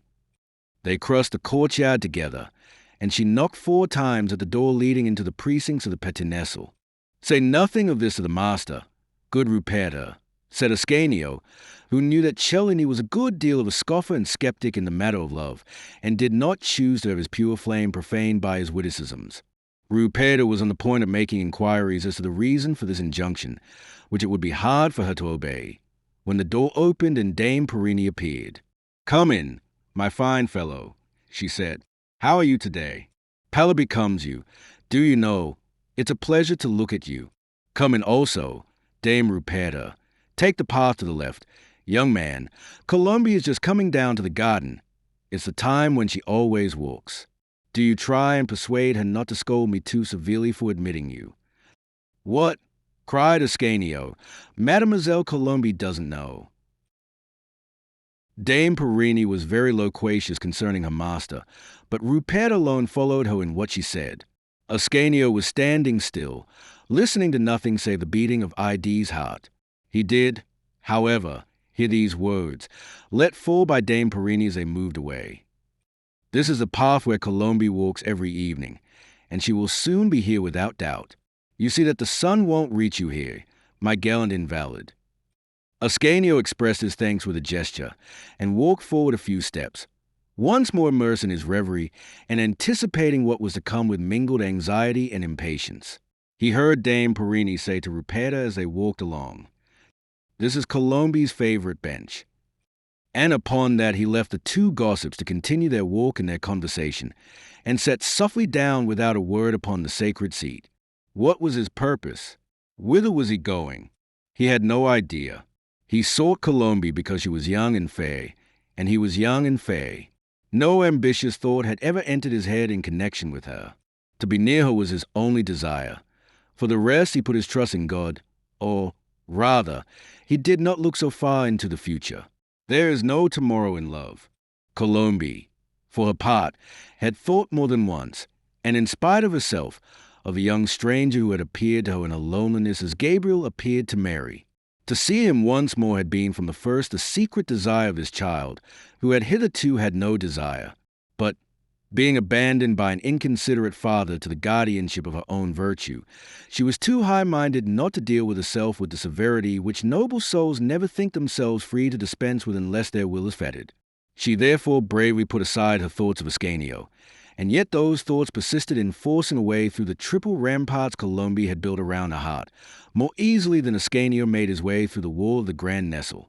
So it was that Colombe had passed the 3 or 4 days since the engagement, alternating between the fear of not seeing Ascanio again and alarm at the thought of being in his presence. Her only consolation was to dream of him as she sat at her work or walked in the garden. During the day she shut herself up in her own room, to the despair of Dame Perrine, who was thereby doomed to carry on a perpetual monologue in the abyss of her own thoughts. As soon as the intense heat of the day had gone by, she would go down to the cool, shady path, poetically christened by Dame Perrine the Evening Avenue, and there, sitting on the bench where Ascanio now sat, she would allow the sun to set and the stars to rise, listening and replying to her thoughts, until Dame Perrine came to tell her that it was time to retire. At the usual hour, then, the young man saw Colombe suddenly appear, book in hand, at the end of the pathway he was sitting. She was reading the Lives of the Saints, a dangerous romance of faith and love, well adapted, perhaps, to prepare one for the cruel sufferings of life, but not, surely, for the cold realities of the world. Colombe did not see Ascanio at first, but started back in surprise when she saw a strange woman with Dame Perrine. At that decisive moment, Dame Perrine, like a determined general, plunged boldly to the heart of the question. "Dear Colombe," she said, "I know your kind heart so well that I didn't think I needed your express sanction to allow a poor wounded youth, who received his wound in your father's cause, to come and take the air under these trees. You know there is no shade at the Grand Nestle, and the surgeon won't answer for his life unless he can walk an hour every day." While she was uttering this well-intentioned but barefaced falsehood, Colombe suddenly spied Ascanio, and a vivid flush suffused her cheeks. The apprentice, meanwhile, in the presence of Colombe, could hardly summon strength to rise to his feet. "It wasn't my sanction that was necessary, Dame Perrine," said the maiden at last, "but my father's." As she said these words, sadly but firmly, Colombe reached the stone bench upon which Ascanio had been sitting. He overheard her, and said, with clasped hands, "Forgive me, madam. I hope that your kindness had ratified Dame Perrine's courteous offer, but if it is not so," he continued, in a tone of great gentleness, not unmixed with pride, "I beg you to excuse my involuntary boldness, and I will withdraw at once." "But it is not for me to decide," replied Colombe hastily, deeply moved. "I am not mistress here. Remain today at all events, even if my father's prohibition was meant to extend to him who saved his life. Remain, monsieur, if for nothing else than to receive my thanks." "Oh, madam," murmured Ascanio, "it is for me to thank you, and I do so from the bottom of my heart. But by remaining shall I not interfere with your walk? The place I have taken, too, is ill-chosen." "Not at all," rejoined Colombe mechanically, without apparently paying attention, so embarrassed was she, to the other end of the stone bench. At that moment Dame Perrine, who had not stirred since Colombe's mortifying reprimand, growing weary of her own immobility and her young mistress's silence, took Dame Rupert's arm and walked softly away. The young people were left alone. Colombe, whose eyes were fixed upon her book, did not at first observe the departure of her governess, and yet she was not reading, for there was a mist before her eyes. She was still excited and dizzy. All that she was capable of doing, and that she did instinctively, was to conceal her agitation and repress the violent beating of her heart. Ascanio, too, was beside himself. He was excessively pained when he thought that Colombe desired to send him away, and insanely happy when he fancied that he could detect signs of emotion in his inamorator, and these sudden alternations of emotion in his enfeebled state transported and unnerved him at the same time. The two lovely children, so well suited to each other, had but to move their hands to join them, and yet it seemed as if there were a yawning gulf between them. After a moment or two Colombe raised her head. "You are weeping," she cried, obeying an impulse stronger than her will. "I am not weeping," said Ascanio, falling back upon the bench, but his hands were wet with tears when he took them from his face. "It is true," he said, "I am weeping." "Why? What is the matter? I will call someone. Are you in pain?" "Only from my thoughts." "What thoughts, pray?" "I was thinking that perhaps it would have been better for me to die the other day." "Die? How old are you, pray, that you should talk thus of dying?" 19. But the age of unhappiness is a fit age for death. "And what of your kindred, who would weep for you?" said Colombe, unconsciously eager for a glimpse into the past of this life, of which he had a confused feeling that the future will be involved with her own.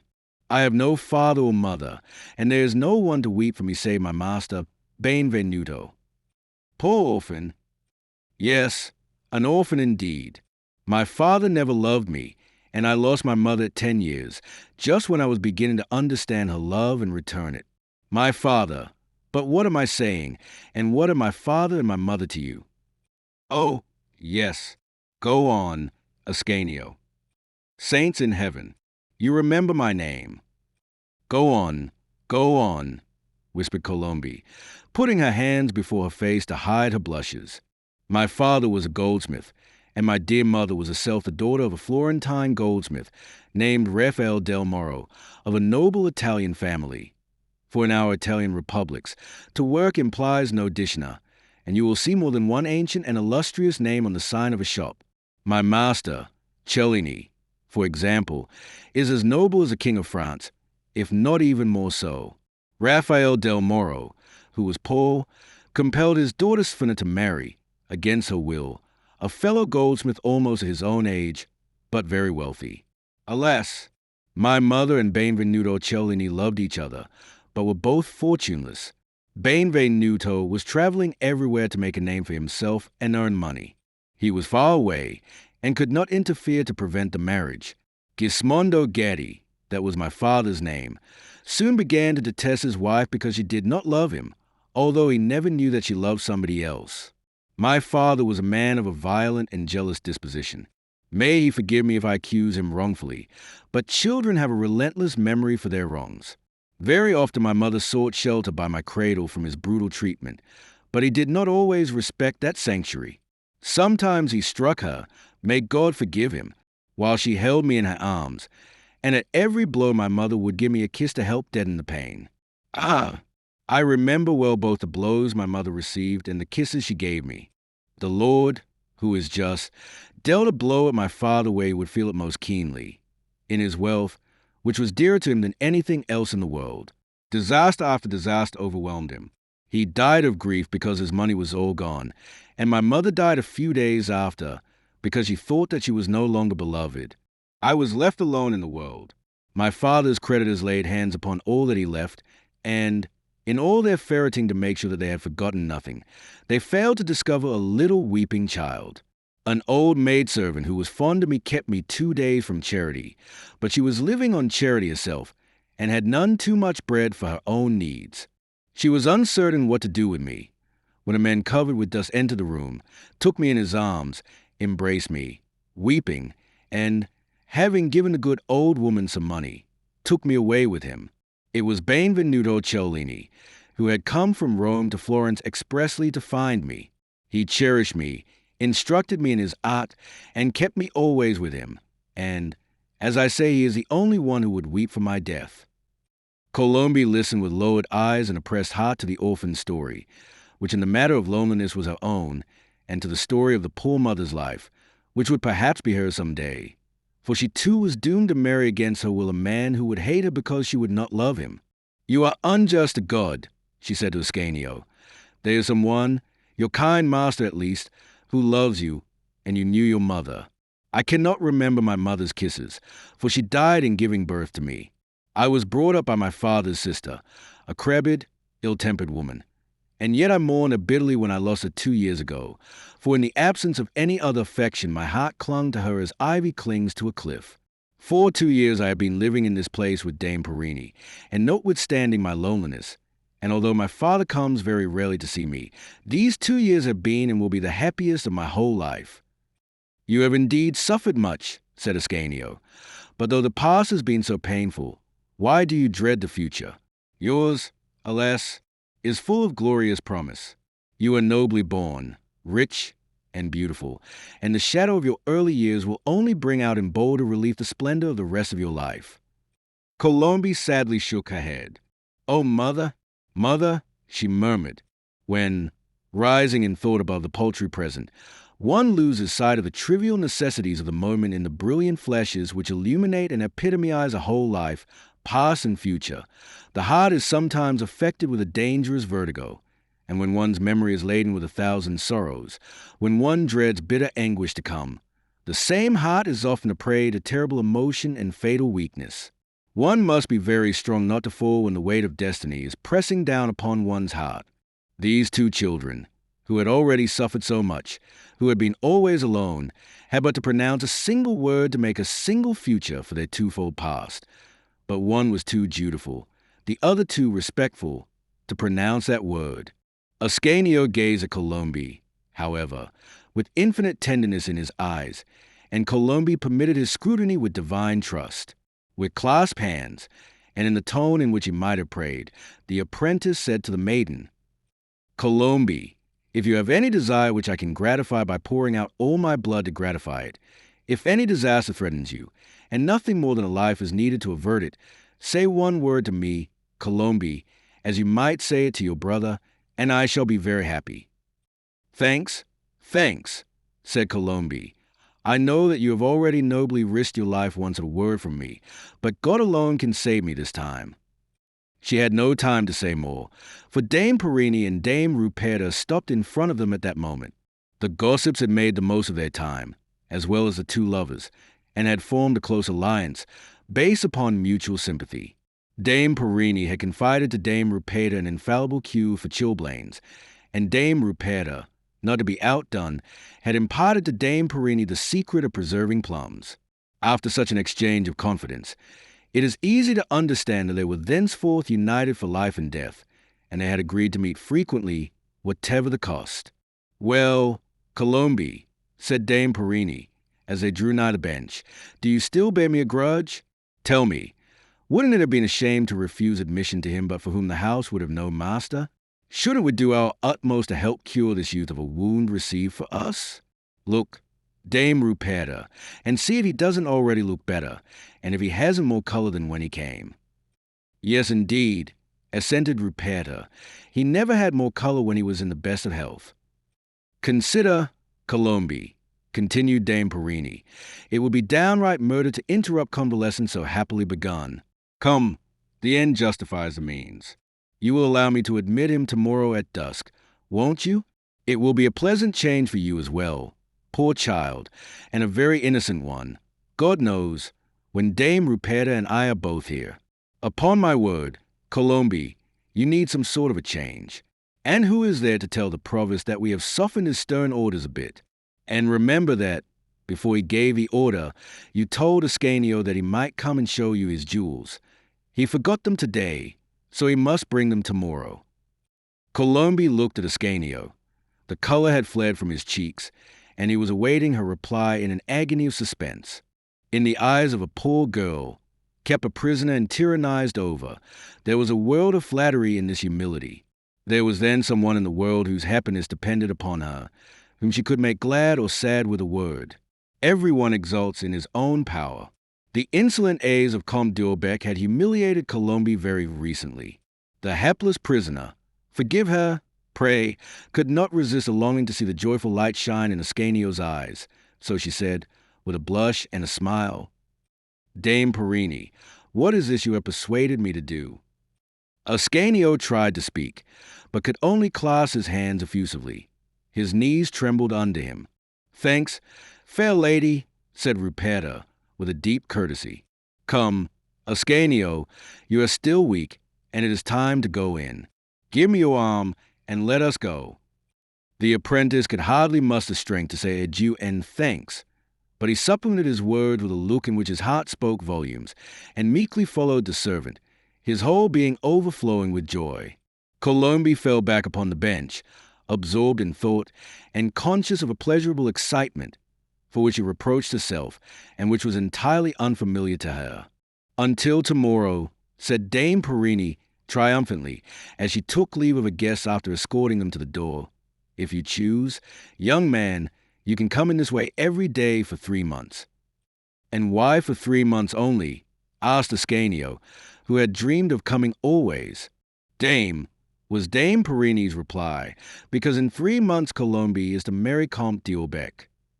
Ascanio needed all the strength of his will to keep from falling. Colombe to marry Comte d'Orbec, he muttered. Oh, mon Dieu, mon Dieu. So I deceived myself. Colombe does not love me. As Dame Perini closed the door behind him at that moment, and Dame Ruperta was walking in front of him, neither of them overheard. Chapter 12, The King's Queen.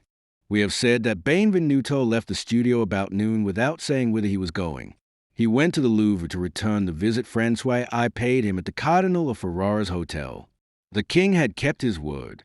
The name of Benvenuto Cellini was given to all the doorkeepers and ushers, and all the doors flew open before him. All the doors save one, that leading to the council chamber. Francois was discussing affairs of state with the first men in his realm, and, although the king's orders were explicit, they dared not introduce Cellini in the midst of the momentous session then in progress without further instruction from His Majesty. In truth, France was at this time in a critical situation.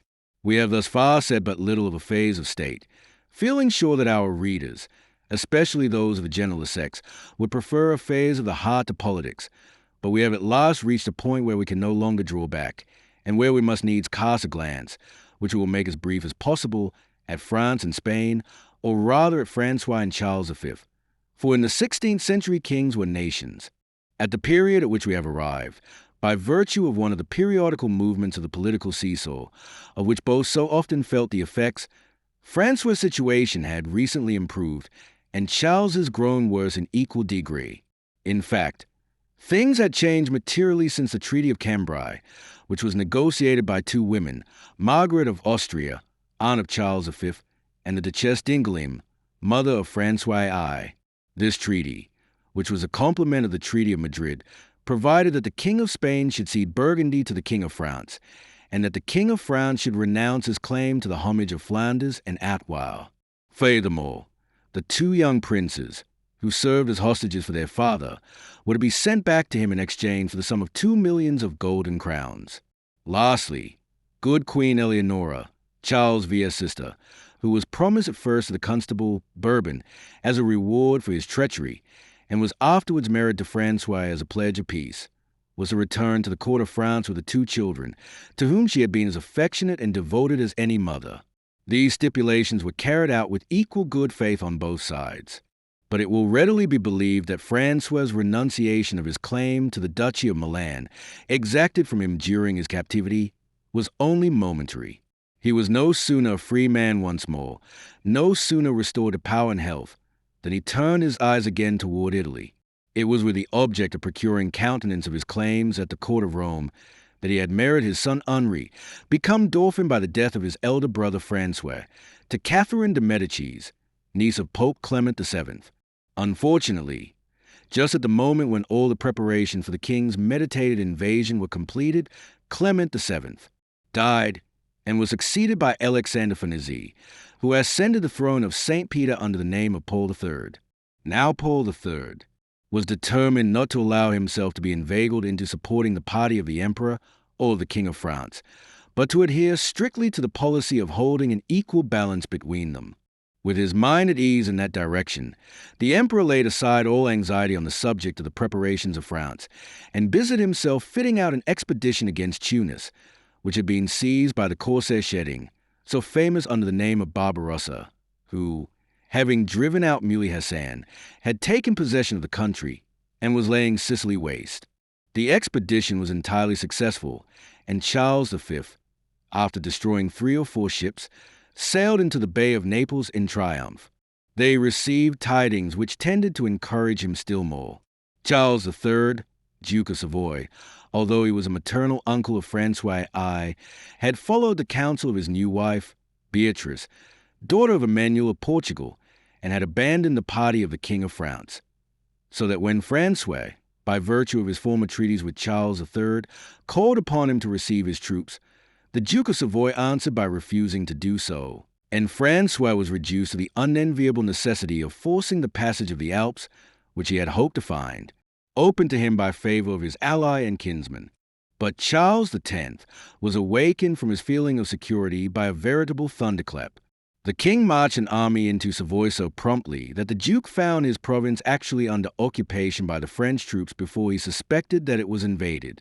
Byron, who was in command of the army, seized Chambéry, appeared upon the Alpine passes, and threatened Piedmont just as Francesco Sforza, terror-stricken doubtless by the news of Byron's success, died suddenly, leaving the Duchy of Milan without an heir, and thereby not only making its conquest an easy matter for Francois, but giving him a strong claim to it as well. Byron marched down into Italy and seized Turin. There he halted, pitched his camp on the banks of the Sesia, and awaited developments. Charles V, meanwhile, had left Naples for Rome. The victory he had won over the long-time enemies of Christ procured him the honor of a triumphal entry into the capital of Christendom. This entry intoxicated the emperor to such a point that, contrary to his custom, he went beyond all bounds and in full consistory accused Francois I of heresy, basing the accusation upon the protection he accorded the Protestants and upon his alliance with the Turks.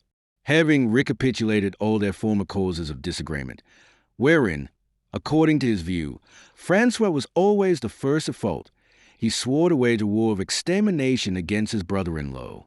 His disasters in the past had made Francois as prudent as he formerly was reckless. And so, as soon as he found himself threatened at one time by the forces of Spain and of the Empire, he left Denabort to guard Turin and called Byron back to France, with orders to devote himself entirely to protecting the frontiers. Those who were familiar with the chivalrous and enterprising character of Francois were at a loss to understand his retrograde movement, and supposed from his taking one backward step that he considered himself whipped in advance. This belief still further exalted the pride of Charles V. He took command of his army in person, and resolved upon invading France from the south. The results of this attempted invasion are well known. Marseilles, which had held out against the Connétable de Bourbon and the Marquis of Pescara, the 2 greatest soldiers of the time, had no difficulty in holding out against Charles V, a great politician, but of only moderate capacity as a general. Charles was not discouraged, but left Marseilles behind, and attempted to march upon Avignon. But Montmorency had constructed an impregnable camp between the Durance and the Rhone, against which Charles expended his force to no purpose, so that, after 6 weeks of fruitless endeavor, repulse in front, harass upon the flanks, and in great danger of having his retreat cut off, he ordered a retreat which strongly resembled a rout, and, having narrowly escaped falling into his enemy's hands, succeeded with great difficulty in reaching Barcelona, where he arrived without men or money. Thereupon all those who were awaiting the issue of his expedition to declare themselves declared against Charles V Henry VIII, cast of his wife, Catherine of Aragon, in order to espouse his mistress, Anne Boleyn. Solomon attacked the kingdom of Naples and Hungary. The Protestant princes of Germany entered into a secret league against the emperor. Lastly, the people of Ghent, weary of the incessant burdens imposed upon them to defray the expense of the war against France, suddenly rose in revolt and sent ambassadors to Francois to invite him to place himself at their head. But amid this universal upheaval, which threatened to destroy the emperor's fortunes, new negotiations were entered upon by the King of France and himself. The two monarchs had an interview at Aigues-Mortes, and Francois, bent upon peace, which he felt to be an absolute necessity for France, was determined thenceforth to rely upon friendly negotiations to effect his objects and not upon an armed struggle. He therefore caused Charles to be informed of the proposition of the men of Ghent, offering him at the same time liberty to pass through France on his way to Flanders. The council had been called together to discuss this subject when Benvenuto knocked at the door, and Francois, true to his promise, as soon as he was advised of the great artist's presence, ordered that he be admitted. Benvenuto therefore heard the end of the discussion.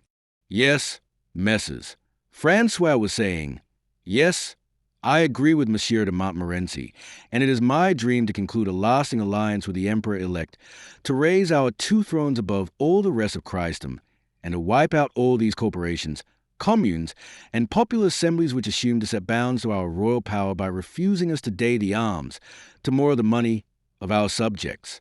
My dream is to force back into the bosom of the true religion all the heresies which distress our Holy Mother Church. My dream is, lastly, to unite all our forces against the enemies of Christ, to drive the Turkish Sultan from Constantinople, were it only to prove that he is not, as he is alleged to be, my ally, and to establish at Constantinople a second empire rivaling the first in power, in splendor, and in extent. That is my dream, messrs, and I have given it that name so that I may not allow myself to be unduly exalted by hope of success, nor unduly cast down if the future shall demonstrate, as it may, its impracticability.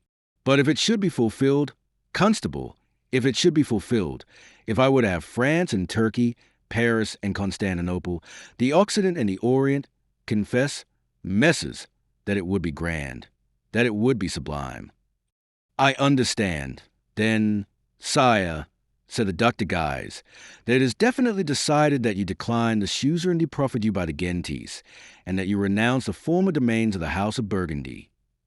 "It is so decided. The Emperor shall see that I am an ally as loyal as I am a loyal foe. But first of all, and in any event, I desire and shall demand that the Duchy of Milan be restored to me. It belongs to me by hereditary right and by imperial investiture, and I will have it on my honor as a gentleman, but, I trust, without breaking with my brother Charles." "And you will offer to allow Charles V to pass through France on his way to Ghent to chastise the rebels?" asked Poyet. "Yes, Monsieur le Chancelier," was the king's reply. "Despatch Ender Fregus today to extend the invitation in my name. Let us show him that we are disposed to go any length to maintain peace. But if he prefers war—" A majestic, awe-inspiring gesture accompanied this phrase, interrupted for an instant as Francois caught sight of his artist standing modestly near the door. "But if he prefers war," he resumed, "by my Jupiter, of whom Benvenuto brings me news, I swear that it shall be war bloody, desperate, and terrible. Well, Benvenuto, where is my Jupiter?" "Sire," replied Cellini, "I bring you the model of your Jupiter, but do you know what I was dreaming as I looked at you and listened to you? I was dreaming of a fountain for your Fontainebleau, a fountain to be surmounted by a colossal statue 60 feet high, holding a broken lance in its right hand, and with the left resting on its sword hilt. This statue, sire, should represent Mars, that is to say, your Majesty, for your nature is all courage, and you use your courage judiciously, and for the defense of your glory. Stay, sire, that is not all. At the four corners of the base of the statue there should be 4 seated figures: poetry, painting, sculpture, and generosity. Of that I was dreaming as I looked at you and listened to you, sire, and you shall cause your dream to live in marble or bronze, Benvenuto, such is my wish, said the king in a commanding tone, but with a cordial, kindly smile. All the members of the council applauded, for all deemed the king worthy of the statue, and the statue worthy of the king. Meanwhile, said the king, let us see our Jupiter. Benvenuto drew the model from beneath his cloak, and placed it upon the table, around which the destiny of the world had so recently been debated. Francois gazed at it for a moment with undisguised admiration. At last, he cried, at last I have found a man after my own heart. My friend, he continued, laying his hand upon Benvenuto's shoulder, I know not which of the two experiences the greater happiness, the prince who finds an artist who thoroughly sympathizes with and understands all his ideas, such an artist as yourself in short, or the artist who meets a prince capable of appreciating him. I think that my pleasure is the greater, upon my word. Oh no, sire, permit me, cried Cellini. Surely mine is much the greater. No, mine, Benvenuto. I dare not contradict your majesty, and yet, let us say that we experience an equal amount of pleasure, my friend.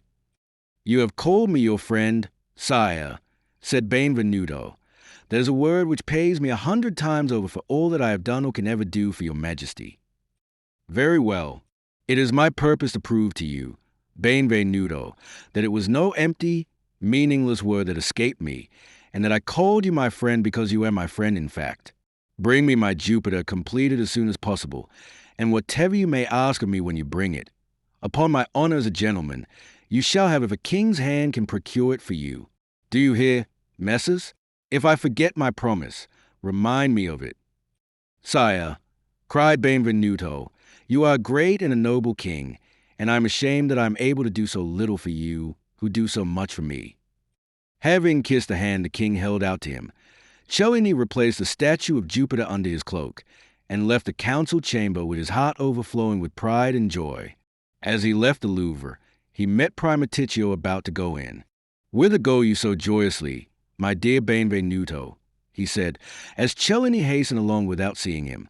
Ah, Francesco, is it you? Cried Cellini. Yes, you are quite right. I am joyous indeed, for I have just seen our great, our sublime, our divine Francois I Dut. And did you see Madame d'Etampes? Queried Primaticcio, who said things to me, Francesco, that I dare not repeat, although they say that modesty is not my strong point. But what did Madame d'Etampes say to you? He called me his friend, Francesco. Do you understand? He talked to me as familiarly as he talks to his marshals. Finally, he said that when my Jupiter is finished, I may ask whatever favor I choose, and it is accorded in advance. But what did Madame d'Etampes promise you? What a strange man you are, Francesco. Why so? You persist in talking about Madame d'Etampes when I speak of the king. Because I know the court better than you do, Benvenuto. Because you are my countryman and my friend. Because you have brought me a breath of air from our dear Italy, and in my gratitude I desire to save you from a great danger. Mark what I say, Benvenuto, the Duchesse d'Etampes is your enemy, your mortal enemy. I have told you this before, when I only feared it. I repeat it today, when I am perfectly sure of it. You have offended her, and if you do not appease her, Benvenuto, she will ruin you. Benvenuto, mark well what I say, Madame d'Etampes is the king's queen. Mon Dieu, what is all this? Cried Cellini, with a laugh. I have offended Madame d'Etampes. How so, in God's name? Oh, I know you, Benvenuto, and I suppose that you knew no more than I or the woman herself as to the cause of her aversion to you. But what can we do? Women are so constituted. They hate as they love, without knowing why, and the Duchesse d'Etampes hates you. What would you have me do? What would I have you do? I would have the courtier rescue the sculptor. I, the courtier of a courtesan. You are wrong, Benvenuto, said Primaticcio, smiling. Madame d'Etampes is very beautiful, as every artist must admit. I admit it, said Benvenuto. Very well. Go and say so to herself, and not to me.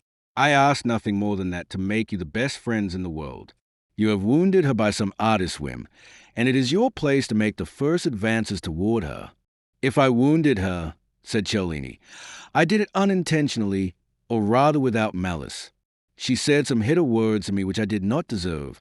I put her back where she belonged, and she did deserve it. Never mind, never mind. Forget what she said, Benvenuto, and make her forget your reply. I tell you again, she is imperious and vindictive, and she has a king's heart in her hand. A king who loves art, it is true, but who loves love more. She will make you repent your audacity. Benvenuto. She will make enemies for you. She it was who inspired the provost with courage to resist you. And listen, I'm just setting out for Italy. I'm going to Rome by command. And my journey, Benvenuto, is aimed at you. I, your friend, am compelled to become the instrument of a spleen. What are you to do at Rome? What am I to do there? You have promised the king to emulate the ancients, and I know that you are a man to keep your promise.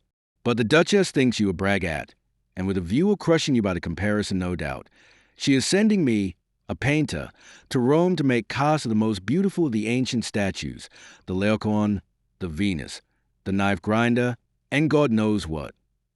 That is, indeed, refinement of hatred, said Benvenuto, who, notwithstanding his good opinion of himself, was not altogether confident of the result of comparison of his work with that of the great masters, but to yield to a woman. He added, clenching his fists, never, never. Who spoke of yielding? I will show you an excellent way to accomplish it. She is pleased with Ascanio. She wishes to employ him, and has instructed me to bid him call upon her. Now, nothing could be simpler than for you to accompany your pupil to the Hotel d'Étampes and introduce him yourself to the fair Duchess. Seize the opportunity. Take with you one of those marvelous jewels which you alone can make. Benvenuto. Show it to her first, and when you see her eyes glisten as she looks at it, offer it to her as an unworthy tribute to her beauty. She will accept, will thank you gracefully, and will in return make you some present worthy of you and take you back into favor. If, on the other hand, you have that woman for an enemy, abandon henceforth all the great things of which you are dreaming. Alas, I too have been compelled to stoop for a moment, only to rise to my full stature immediately. Until then, that Barbarossa was preferred to me. He was put forward everywhere, and always over my head. They made him intendant of the crown. You are unjust to him, Francesco, said Cellini, unable to conceal his real thought. He is a great painter. Do you think so? I am sure of it. And so am I sure of it, said Primaticcio, and that is just why I hate him. They were using him to crush me. I flattered their wretched vanity, and now I am the great Primaticcio, and they are using me to crush you. Do as I did, therefore, Benvenuto, you will never repent having followed my advice. I implore you for your own sake and mine. I implore you in the name of your renown and your future, both of which you will compromise if you persist in your obstinacy. It is hard, said Cellini, who was, however, perceptibly weakening in his determination. If not for yourself, Benvenuto, for the sake of our great king. Do you wish to tear his heart by compelling him to choose between a mistress he adores and an artist he admires? Very well, so be it. For the king's sake I will do it, cried Cellini, overjoyed to find a pretext which would spare his self-esteem. Allah born hero, said Primaticcio. You understand, of course, that if a single word of this conversation should be repeated to the Duchess, it would cause my ruin. Oh, I trust that you have no fears on that score. If Benvenuto give his word, all is said. You have it. In that case, adieu, brother. A pleasant journey to you, and good luck to you. The two friends, having exchanged a cordial grasp of the hand, parted, each with a gesture which summarized their whole conversation. Chapter 13, Souvent Femme Vary. The Hotel d'Étampes was not far from the Hotel de Nesle. Our readers will not be surprised, therefore, at our rapid flight from one to the other. It was located near the Quai des Augustins, and extended the whole length of Rue Gilliger, which was at a later date sentimentally christened Rue Giatilicoeur. The principal entrance was upon Rue de El Hirondelle. Francois I had presented it to his mistress to induce her to become the wife of Jacques Desbrosses, Comte de Penthièvre, as he had given the dukedom of Étampes and the government of Bretagne to Jacques Desbrosses, Comte de Penthièvre, to induce him to marry his mistress. The king had spared no pains to render his gift worthy of the lovely and highly.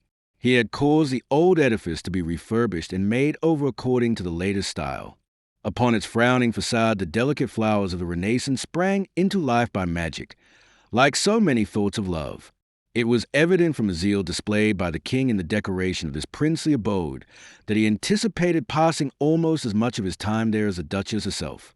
The apartments were furnished with royal magnificence, and the whole establishment was upon the footing of that of a real queen, much more extensive and luxurious, indeed, than that of the chaste and kindly Eleonora, sister of Charles V and the lawful wife of Francois I, who was a personage of so little importance in the world, as well as at the French court. If we are so indiscreet as to make our way into the Duchess's sleeping apartment early in the morning, we shall find her half reclining upon a couch, her charming head supported by one of her lovely hands, and passing the other carelessly through her chestnut locks, which shone with a golden light. Her bay feet seem even smaller and wider than they really are in her wide black velvet slippers, and her floating, negligee morning gown lends an irresistible charm to the coquette's fascinations. The king is in the room, standing by a window, but he is not looking at his duchess. He is tapping his fingers rhythmically against the glass, and seems to be deep in meditation. He is thinking, no doubt, of the momentous question of Charles V's journey through France. "Pray, what are you doing there, sire, with your back turned?" the Duchess finally asks, petulantly. "Making verses for you, my love, and they are finished at last, I believe." "Oh, repeat them to me quickly, I pray you, my gallant crown poet." "That I will," the king replies, with the confidence of a laurel-crowned rhymer. "Listen." "Oh, the lovely verses," says the Duchess, clapping her hands. "Look at Aurora to your heart's content. Henceforth I'll not be jealous of her, since to her I owe such charming verses. Say them to me once again, I beg." Francois obligingly repeated his flattering lines, for his own benefit as well as hers, but this time and said nothing. "What is the matter, my fair siren?" said Francois, who expected a second compliment. "The matter is, sire, that I am considering whether I will say to you again even more emphatically what I said last evening. A poet has even less pretext than a knightly king for allowing his mistress to be insulted, for she is at the same time his mistress and his muse." "Again, naughty one," rejoined the king with an impatient gesture. "An insult indeed, bon Dieu. Your wrath is implacable, in good sooth, my nymph of nymphs, when it leads you to neglect my verses. Monseigneur, I hate as warmly as I love. And yet suppose I were to beg you to lay aside your animosity to Benvenuto, a great fool, who knows not what he says, who talks just as he fights, heedless of consequences, and who had not, I swear, the slightest purpose to wound you. You know, moreover, that clemency is the attribute of goddesses, dear goddess mine, so pray forgive a simpleton for love of me." "Simpleton, indeed," muttered Anne. "Oh, a sublime simpleton, I grant you," said Francois. "I saw him yesterday, and he promised to do marvelous things. He is a man, I verily believe, who has no rival in his art, and will hereafter shed as much lust on my reign as Andrea del Sarto, Titian, and Leonardo da Vinci. You know how I love my artists, dearest Duchess, so be complaisant and indulgent to him, I beg you. Mon Dieu, an April shower, a woman's caprice, and an artist would have more fascination than of ennui for me. Come, come, do you, whom I do love so dearly, pardon at my bidding. I am your servant, sire, and I will obey you. Thanks, in return for this favor accorded by the woman's kindly heart. You may demand such gift as pleases you that lies within the prince's power to bestow. But, alas, tea is growing late, and I must leave you. The council meets again today. Tea is an insufferable bore. Ah, my good brother Charles makes the king's trade most irksome to me. With him cunning replaces chivalry, the pen the sword, and tea is a burning shame. Upon my soul, I think we need new words to be devised for all this science and erudition of government. Adieu, my poor beloved. I will do my best to be adroit and clever. You are very fortunate, my day, for you have only to remain beautiful, and heaven has made that an easy task for you. Adieu. Nay, do not rise. My page is waiting for me in the antechamber.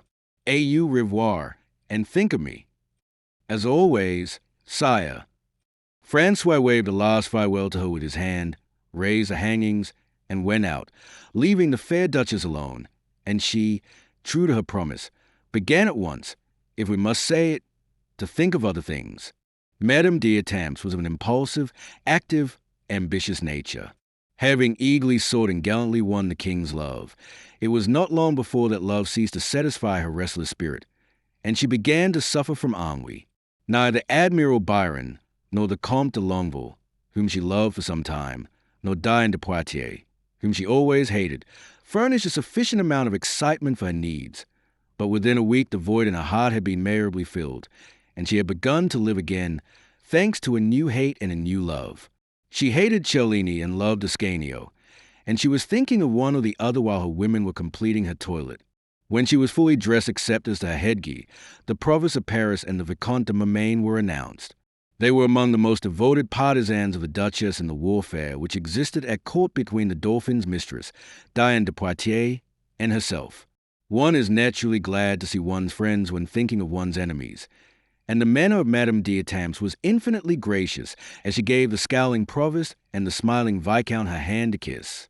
Messire le Prévôt, she began, in a tone in which unfeigned wrath was blended with compassion that contained no suggestion of offense. We have been informed of the infamous treatment you have received from this Italian clown, you, our best friend, and we are extremely indignant. Madam, replied de Stouffville, neatly turning his misfortune into an occasion for flattery, I should have been ashamed if one of my years and character had been spared by the villain who was not deterred by your beauty and charm. Oh, said N. I think only of you. As to the insult to me personally, the king, who is really too indulgent to these insolent foreigners, has begged me to forget it, and I have done so. In that case, madam, the request we have to make will doubtless be but ill received, and we ask your permission to withdraw without stating it. What, Messire d'Esterville, am I not at your service at all times, and whatever may happen, speak, or I shall lose my temper with so distrustful a friend. Very well, madam, this is what we have to say. I had believed that I might dispose of this grant of lodgings which I owe to your munificence in favor of the Vicomte de Montaigne, and naturally we cast our eyes upon the Hotel de Nesle, which has fallen into such bad hands. Aha, said the Duchess, you interest me immensely. The Viscount, madam, accepted my suggestion in the first place with the utmost enthusiasm, but now, upon reflection, he hesitates, and thinks with terror of the redoubtable Benvenuto. Pardon me, my good friend, the Viscount interposed. Pardon me, you explain the matter very ill. I am not afraid of Benvenuto, but of the anger of the king. I have no fear of being killed by the Italian clown, to use madam's words. No. What I fear, so to speak, is I may kill him, and that some ill may come to me for having deprived our lord and master of a servitor by whom he seems to set great store. I ventured to hope, madam, that, in case of need, your protection would not fail him. It has never yet failed, my friends, said the Duchess, and, furthermore, have you not on your side a better friend than I? Justice? Are you not acting in accordance with the king's will? His Majesty, Montaigne replied, did not himself designate the Hotel de Nesle as the abode of any other than Benvenuto, and our choice, under those circumstances, would seem very much like revenge. There is no denying it. And then, suppose that I kill this Cellini, as I can promise to do, for I shall have 2 sure men with me. Oh, mon Dieu, exclaimed the Duchess, showing her white teeth as she smiled. The king's protection extends to living men, but I fancy that he take but little thought to avenge the dead, and when his admiration for art is deprived of this particular subject, he will remember naught save his affection for me, I trust. The man insulted me publicly and outrageously, Montaigne, Do you forget it? But, madam, rejoined the prudent Viscount, be very sure that you know all you will have to defend. Oh, you are perfectly clear, Viscount. Nay, madam, if you will permit me, I do not wish to leave you in ignorance upon any point. It may be that force will fail to effect our purpose with this devil of a man. In that event, we shall have recourse to stratagem. If he escapes my bravos in his hotel in broad daylight, they will meet him again some night by accident in a lonely street, and they have daggers, madam, as well as swords. I understand, said the Duchess, nor did she turn a shade paler while listening to this little scheme of assassination. Well, madam, well, Viscount, I see that you are a man of precautions, and that it's not well to be numbered among your enemies. Deuce take me. But touching the affair itself, madam, tea is serious, in very truth, and is perhaps worth reflecting upon. But what was I saying? Every one knows, the king himself included, that this man has wounded me grievously in my pride. I hate him as bitterly as I hate my husband or Madame Diane, and I think that I can promise you. What is it, Isabeau? Why do you interrupt us? The Duchess's last words were addressed to one of her women, who entered hurriedly in a state of intense excitement. Mon Dieu, madam, said she, I ask madam's pardon, but the Florentine artist, Benvenuto Cellini, is below with the loveliest little golden vase you can imagine. He said very courteously that he has come to present it to your ladyship, and he requests a favor of speaking with you a moment. Aha! Exclaimed the Duchess, with an expression of gratified pride. What reply did you make to him, Isabeau? That madam was not dressed, and that I would go and inform her of his presence. Very good, it would seem, the Duchess added, turning to the dismayed provost, that our enemy sees the error of his ways, and begins to realize who we are and what we can do. All the same, he will not come off so cheaply as he thinks, and I don't propose to accept his excuses all in a moment. He must be made to feel the enormity of his offense and the weight of our indignation a little more sensibly. Say to him, Isabeau, that you have informed me, and that I bid him wait. Isabeau went out. I was saying, Vicomte de Marmagne, resumed the Duchess, with a perceptible softening in her tone, that what you were speaking of is a very serious matter, and I could hardly promise to give my countenance to what is, after all, nothing less than ambuscade and murder. But the insult was so pronounced, the provost ventured to say, the reparation will be no less so, I trust, Messiah. This famous pride, which has resisted the will of sovereigns, is yonder in my antechamber awaiting the good pleasure of a woman, and 2 hours of this purgatory will, in all conscience, sufficiently atone for an impertinent word. We must not be altogether pitiless. Provost, forgive him, as I shall forgive him 2 hours hence. Ought my influence over you to be less than the king's over me? Kindly permit us to take leave now, madam, said the provost, bowing, for I prefer not to make a promise to my real sovereign which I could not keep. Take your leave. Oh, no, said the Duchess, who was determined to have witnesses of a triumph. I intend, Messiah le Prévôt, that you shall be present at the humiliation of your enemy, and thus we shall both be avenged by the same stroke. I devote the next 2 hours to you and the Viscount. Nay, do not thank me. They say that you are marrying your daughter to Comte d'Ulbec. I believe, a beautiful pot one, in sooth. Fine, I should have said, not beautiful. Pray, sit you down, Messiah. Do you know that my consent is needful for this marriage, and you've not asked it yet, but I will give it you. D'Ulbec is as devoted to me as yourself. I hope that we are at last to see your lovely child, and have her for our own, and that a husband will not be so ill-advised as not to bring her to court. What is her name, Messiah? Colombe, madam. A sweet, pretty name. T has said that one's name has an influence upon one's destiny. If it be so, the poor child should have a tender heart and be foredoomed to suffer. Well, Isabeau, what is it now? Nothing, madam. He said that he would wait. Ah, yes, T as well. I had forgotten him already. Yes, Messiah. I say again, keep your eye on Colombe. The Count's a husband of the same sort as mine, as ambitious as a duck Diatam's is avaricious, and quite capable of exchanging his wife for some duchy. And then you must beware of me as well, especially if she's as pretty as she's said to be. You will present her to me, will you not, Messiah? Tea will be no more than fair, so that I may be prepared to defend myself.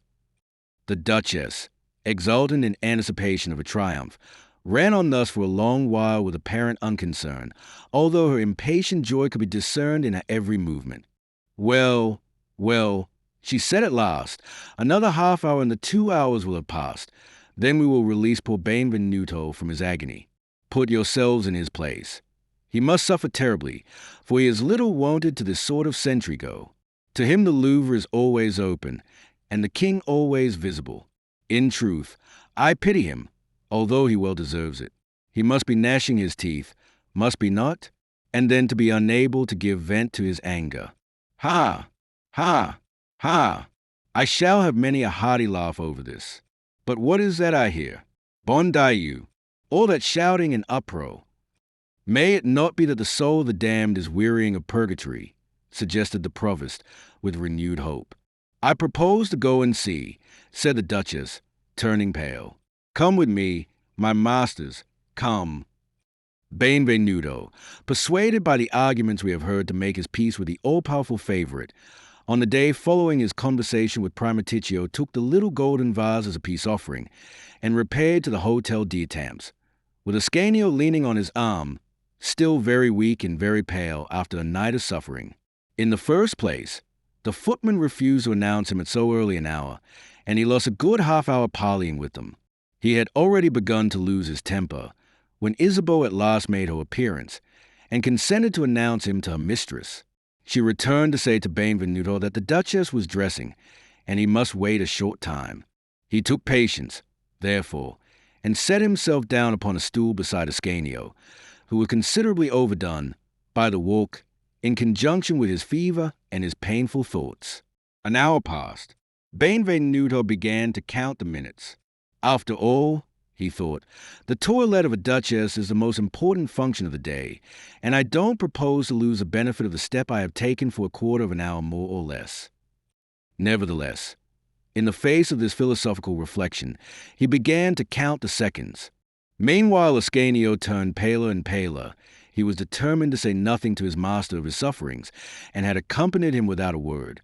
But he had eaten nothing that morning, and, although he refused to acknowledge it, he felt that his strength was failing him. Benvenuto could not remain seated, but began to stalk up and down the room. A quarter of an hour passed. "Are you suffering, my child?" he asked. "No, master, indeed I'm not. You are the one who is suffering. Be patient, I beg you, for she cannot be long now." At that moment Isabeau appeared again. "Your mistress is very slow," said Benvenuto. The mischievous girl went to the window and looked at the clock in the courtyard. "Why, you have waited only an hour and a half," she said. "Why do you complain, pray?" As Cellini frowned, she laughed in his face and tripped away. Benvenuto, by a violent effort, subdued his wrath once more, but in order to do it he was obliged to resume his seat, and sat with folded arms, silent and stem. He seemed calm, but his wrath was fermenting silently. 2 servants stood like statues at the door, observing him with a serious expression, which seemed to him derisory. The clock struck the quarter. Benvenuto glanced at Ascanio, and saw that he was paler than ever, and almost ready to faint. "I say," he cried, throwing his self-restraint to the winds, "so this is done designedly. I chose to believe what I was told, and wait good-naturedly. But if an insult is intended, and I am so little wonted to them, that the thought did not occur to me, if an insult is intended, I am not the man to allow myself to be insulted, even by a woman, and I go. Come, Ascanio." As he spoke, Benvenuto, raising in his powerful hand the unhospitable stool on which the Duchess in her wrath had humiliated him for 2 mortal hours without his knowledge, let it fall to the floor and shattered it. The valets made a movement toward him, but he half drew his dagger and they stopped. Ascanio, terrified for his master, essayed to rise, but his excitement had exhausted what remained of his strength, and he fell to the floor unconscious. Benvenuto at first did not see him. At that moment the Duchess appeared in the doorway, pale and trembling with wrath. "Yes, I go," Benvenuto repeated in a voice of thunder, perfectly well aware of her presence, but addressing the valets. "Do you tell the woman that I take my present with me to give to somebody, I know not whom, who'll be more worthy of it than herself. Tell her that, if she took me for one of her valets, like yourselves, she made a sad mistake, and that we artists do not sell our loyalty and homage as she sells her love. And now make way for me. Follow me, Ascanio." As he spoke, he turned toward his beloved pupil, and saw that his eyes were closed, and that his head had fallen back against the wall. "Ascanio," he cried, "Ascanio, my child, fainting, perhaps dying. Oh, Ascanio, my beloved." And tears this woman again, and Benvenuto turned with a threatening gesture to Madame d'Etampes, at the same time starting to carry Ascanio away in his arms. The Duchess, meanwhile, transfixed with rage and terror, had not moved or spoken. But when she saw Ascanio with his head thrown back, and his long hair disheveled, as white as marble, and so beautiful in his pallor, she rushed to him in obedience to an irresistible impulse, and fell on her knees opposite Benvenuto, seizing one of Ascanio's hands in her own. "Why, the child is dying. If you take him away, monsieur, you will kill him. He may need immediate attention. Jerome, run and fetch Master Andre. I do not mean that he shall go from here in this condition. Do you understand? You may go or stay, as you please, but leave him." Benvenuto cast a penetrating glance at the Duchess, and one of deep anxiety at Ascanio. He realized that there could be no danger in leaving his cherished pupil in the care of Madame d'Etampes, while there might be very serious danger in removing him without proper precaution. His mind was soon made up, as always, for swift and inexorable decision was one of Cellini's most striking good or had qualities. "You will answer for him, madam," he said. "Oh, with my life," cried the Duchess. He softly kissed his apprentice on the forehead, and, wrapping his cloak about him, stalked proudly from the room, with his hand upon his dagger, not without exchanging a glance of hatred and disdain with the Duchess. As for the two men, he did not deign to look at them, and followed her enemy so long as she could see him with eyes blazing with wrath. Then, with an entire change of expression, her eyes rested sadly and anxiously upon the comely invalid. Love took the place of anger. The tigress became a gazelle once more. "Master Andre," she said to her physician, who entered hurriedly, "save him. He is wounded and dying." "It is nothing," said Master Andre, "a mere passing weakness." He poured upon Ascanio's lips a few drops of a cordial which he always carried about him. "He is coming to himself," cried the Duchess. He moved. "Now, master, he must be kept quiet, must he not? Take him into yonder room," she said to the valets, "and lay him upon a couch but hark ye," she added, lowering her voice, so that none but they could hear, "if one word escapes you as to what you have seen and heard, your neck shall pay for your tongue. Go." The trembling lackeys bowed, and, gently lifting Ascanio, bore him away. Remaining alone with the provost and the Vicomte de Montaigne, prudent and passive spectators of the outrage upon her, Madame d'Etampes eyed them both, especially the latter, with a scornful glance, but she speedily repressed the inclination to express her contempt in words. "I was saying, Viscount," she began in a bitter tone, but calmly, "I was saying that the thing you proposed was very serious, but I did not reflect sufficiently upon it. I have sufficient power, I think, to permit me to strike down a traitor, even as I should have sufficient, if need were, to deal with indiscreet friends. The king would condescend to punish him this time, I trust, but I choose to avenge myself. Punishment would make the insult public. Vengeance will bury it. You have been cool and clever enough, messers, to postpone my vengeance, in order not to compromise its success, and I congratulate you upon it. Be shrewd enough now, I conjure you, not to let it escape you, and do not compel me to have recourse to others than yourselves. Vicomte de Montaigne, it is necessary to speak plainly to you. I guarantee you equal impunity with the executioner, But if you care for my advice, I advise you and your spirit to lay aside the sword and trust the dagger. Say nothing, but act, and that promptly. That is the most satisfactory response. Adieu, Messrs." With these words, uttered in a short, abrupt tone, the Duchess extended her hand as if to point out the door to the two noblemen. They bowed awkwardly, too confused to find words in which to frame an excuse, and left the room. "Oh, to think that I am only a woman, and am obliged to resort to such dastards," exclaimed Anne, looking out for them while her lips curled disdainfully. "Oh, how I despise them all! Royal lover, venal husband, valet in silken doublet, valet in livery, all save a single one whom in my own despite I admire, and another whom I delight to love." She entered the room to which the interesting invalid had been carried. As she approached the couch, Ascanio opened his eyes. "It was nothing," said Master Andre to the Duchess.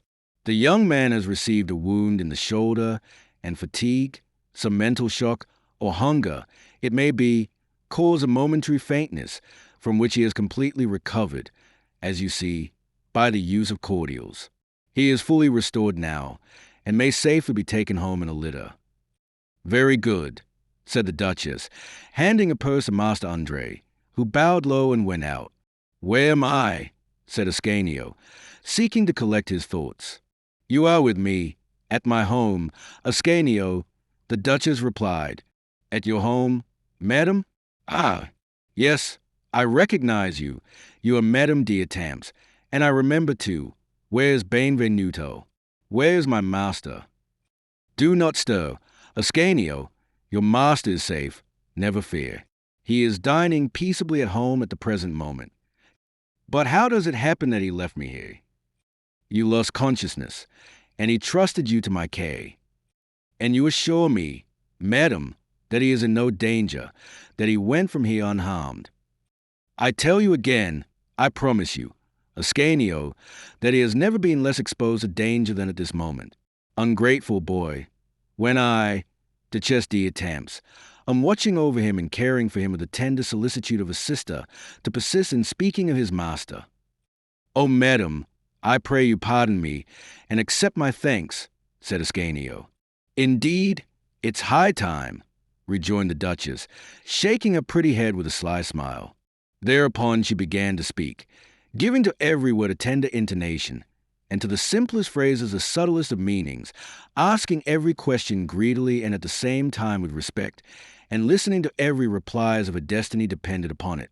She was humble, soft and caressing as a cat, quick to grasp every cue, like a consummate actress, leading Ascanio gently back to the subject if he wandered from it, and giving him all the credit for ideas which he evolved and cunningly led up to, seeming to distrust herself, and listening to him as if he were an oracle, exerting to the utmost a cultivated, charming intellect which, as we have said, caused her to be called the loveliest of blue stockings and the most learned of beauties. In short, this interview became in her hands the most cajoling flattery, and the cleverest of seductions. As the youth for the third or fourth time made ready to take his leave, she said, still detaining him, "You speak, Ascanio, with so much eloquence and fire of your goldsmith's art, that it is a perfect revelation to me, and henceforth I shall see the conception of a master where I have hitherto seen only an ornament. In your opinion, Benvenuto is a great master of the art. Madam, he has surpassed the divine Michelangelo himself. I am pleased to hear it. You lessen the ill will I bear him on account of his rude behavior to me. Oh, you must not mind his roughness. Madam, his brusque manner conceals a most ardent and devoted heart, but Benvenuto is at the same time the most impatient and fiery of men. He thought that you were making him wait in mere sport, and the insult. Say the mischief, rejoined the Duchess with the simulated confusion of a spoiled child. It is a truth that I was not dressed when your master arrived, and I simply prolonged my toilet a little. It was wrong, very wrong. You see that I confess my sins to you freely. I knew not that you were with him," she added eagerly. "True, madam, but Cellini, who is not very sagacious, I admit, and whose confidence has been sadly abused, deigns you to be, I may say it to you who is so gracious and kind, very wicked and very terrible, and he thought that he detected an insult in what was nothing more than child's play. "Do you think so?" queried the Duchess, unable wholly to repress a mocking smile. "Oh, forgive him, madam. He is noble-hearted and generous, and if he knew you as you are, believe me, he would ask your pardon for his error on his knees. Say no more, I pray you. Do you think to make me love him now? I bear him a grudge, I tell you, and, to begin with, I propose to raise up a rival. That will be difficult. Madam, no, Ascanio, for you, his pupil, shall be the rival. Allow me, at least, if I must do homage to this great genius who detests me, to do it indirectly. Say, will you, of whose charming inventive talent Cellini himself boasts, refuse to place your talent in my service? And since you do not share your master's prejudices against my person, will you not prove it to me by consenting to assist in embellishing it? Madam, all that I am and all the power I have is at your service. You are so kind to me. You have inquired with so much interest concerning my past and my hopes of the future, that I am henceforth devoted to you heart and soul. Child, I have done nothing yet, and I ask nothing from you at present except a little of your talent. Tell me, have you not seen some jewel of surpassing beauty in your dreams? I have superb pearls. Into what marvelous creation would you like to transform them, my pretty wizard? Shall I confide to you an idea of my own? A moment since, as you lay in yonder room with pale cheeks and head thrown back, I fancied that I saw a beautiful lily whose stalk was bending in the wind. Make me a lily of pearls and silver to wear in my corsage, said the enchantress, placing her hand upon her heart. Ah, madam, such kindness. Ascanio, do you care to repay my kindness, as you call it? Promise me that you will take me for your confidant, your friend, that you will hide nothing from me of your acts, your plans, your sorrows, for I see that you are unhappy. Promise to come to me when you stand in need of help or counsel. Why, madam, you bestow one favor more upon me, rather than ask a proof of my gratitude. However that may be, you promise. Alas, I would have given you the promise yesterday, madam. For yesterday I might have thought that I might some day need your help or counsel, but today it is in no one's power to help me. Who knows? I know, madam. I'm me, Ascanio. You are unhappy. You are unhappy. You cannot deceive me. Ascanio sadly shook his head. You are disingenuous with a friend, Ascanio. 'Tis not well done of you. The Duchess continued, taking the young man's hand and softly pressing it.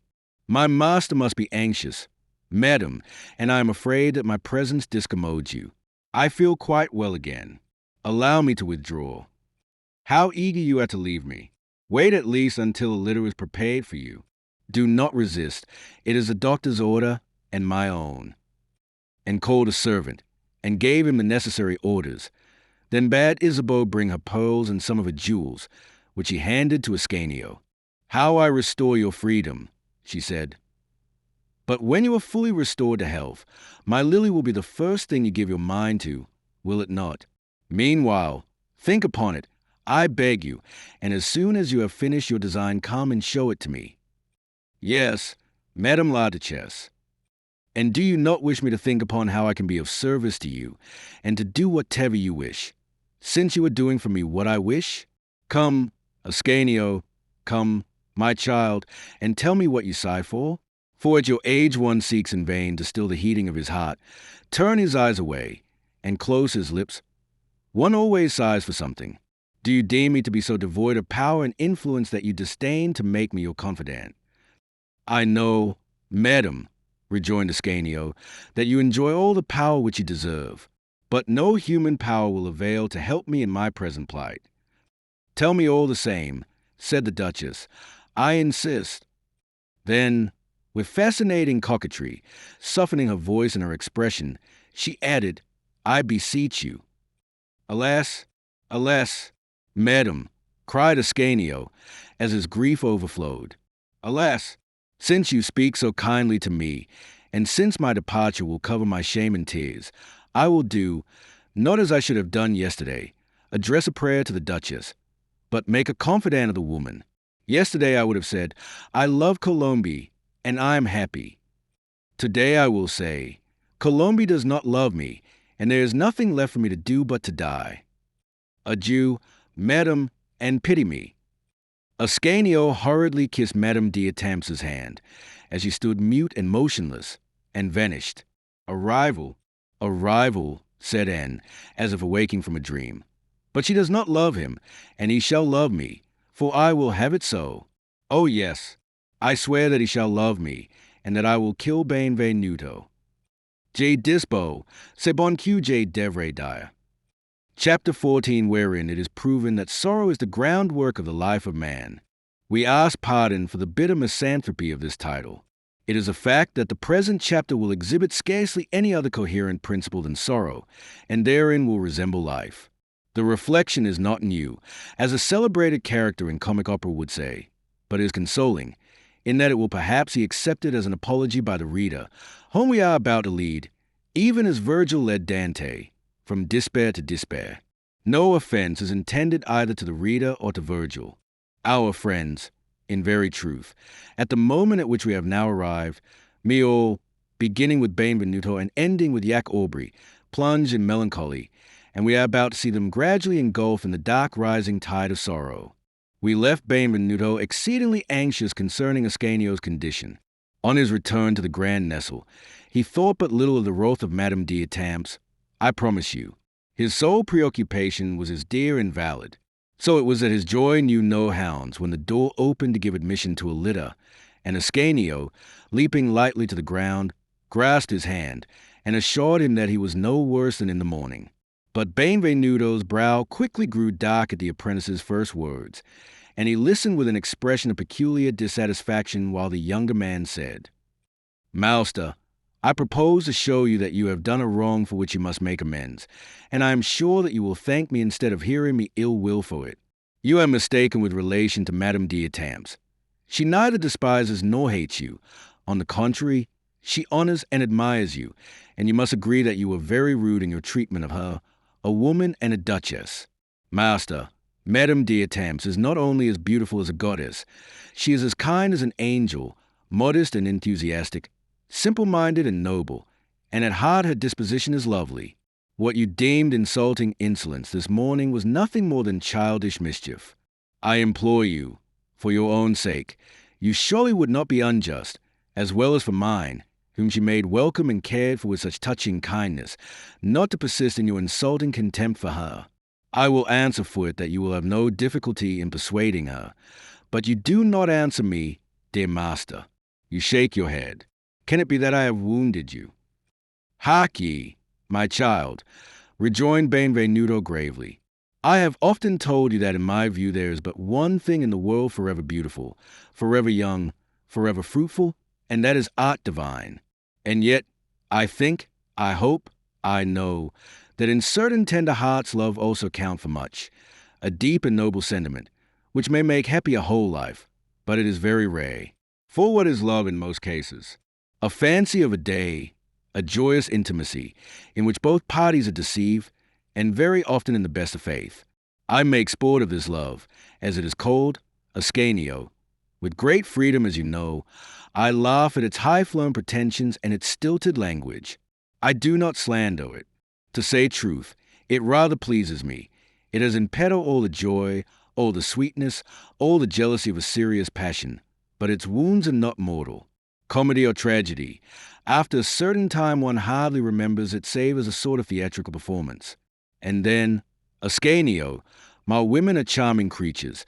To my mind all save a very few do not deserve and do not understand anything more than this passing fancy. To give them more, one must be a dupe or an imprudent fool. Take Scott's own, for example. If she should enter my heart, she will be terrified at what she saw therein. I leave her at the threshold, and she sings and dances. She is light of heart and happy. Moreover, Ascanio, these ever-changing alliances have a less durable basis, which however is all sufficient for the artist, the worship of form, and the adoration of pure beauty. That is their serious side, and it is on account of that I say no ill of them, although I laugh at them. But, Ascanio, mark this, there are other passions which do not make me laugh, but make me tremble. Terrible, insensate passions, as impossible as things we see in dreams.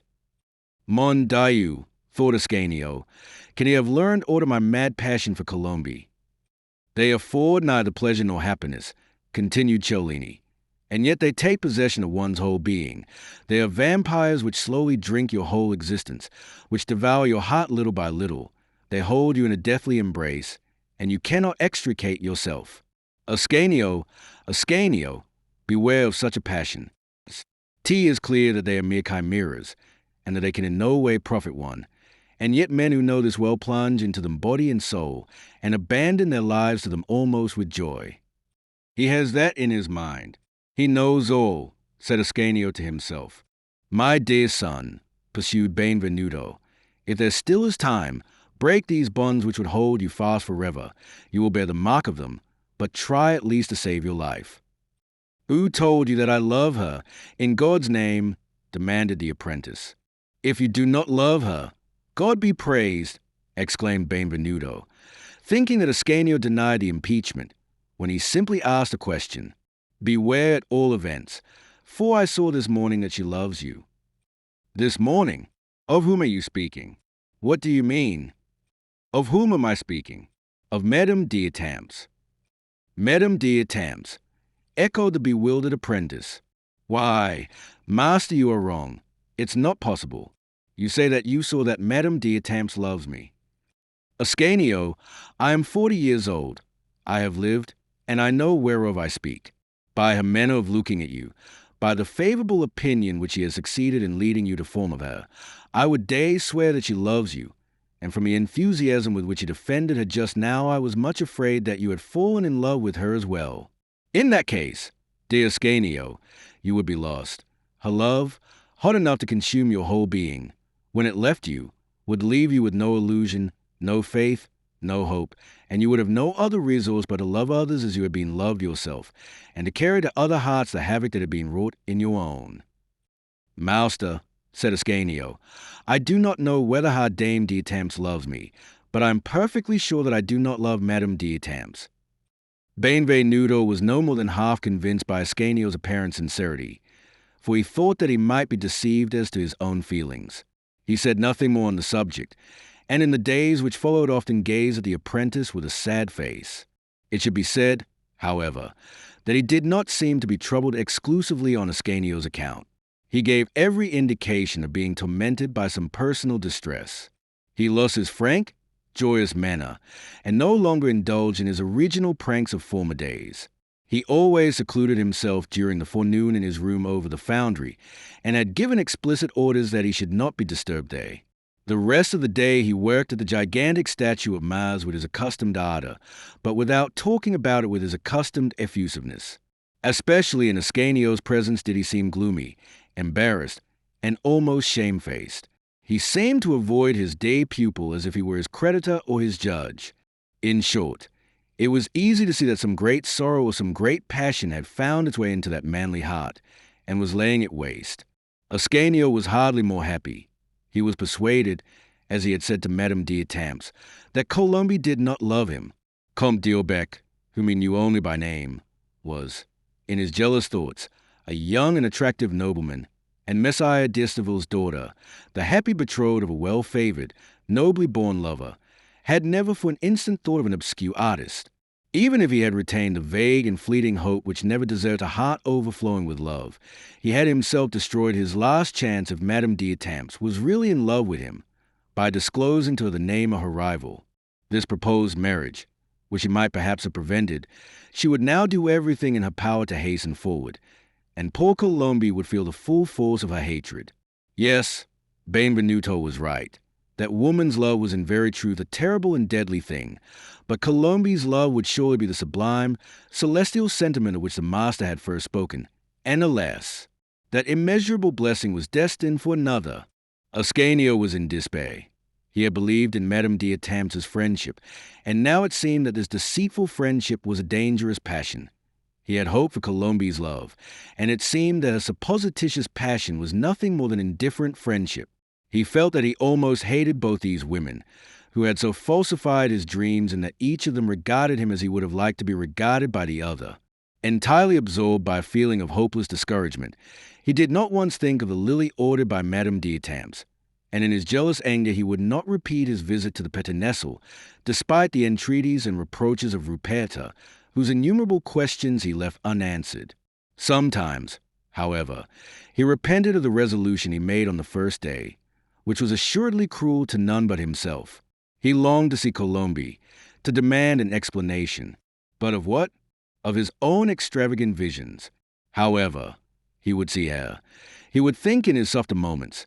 He would confess his love to her as a crime, and she was so tender-hearted that perhaps she would comfort him as if it were a misfortune. But how explain his absence? How excuse himself in the maiden's eyes? Ascanio allowed the days to pass in innocent, sorrowful reflections, and did not dare to take any decided step. Colombe awaited Ascanio's coming with mingled terror and joy on the day following that on which Dame Perini floored the apprentice with a direful revelation. But in vain did she count the hours and the minutes. In vain did Dame Perini keep her ears on the alert. Ascanio, who had recovered in good time from his swoon, and might have availed himself of Colombe's gracious permission, did not come, attended by Ruperta, and give the preconcerted signal at the door in the wall of the Pettinestle. What did it mean? It meant that Ascanio was ill, dying perhaps, at all events too ill to come. At least that was what Colombe thought. She passed the whole evening kneeling at her prie-dieu, weeping and praying, and when she ceased to pray, she found that she continued to weep. That discovery terrified her. The anxiety which oppressed her heart was a revelation to her. Indeed, there was sufficient cause for alarm, for in less than a month Ascanio had taken possession of her thoughts to such a degree as to make her forget her God, her father, and her misery. But there was room in her mind for nothing now but this. Ascanio was suffering within 2 steps of her. He would die before she could see him.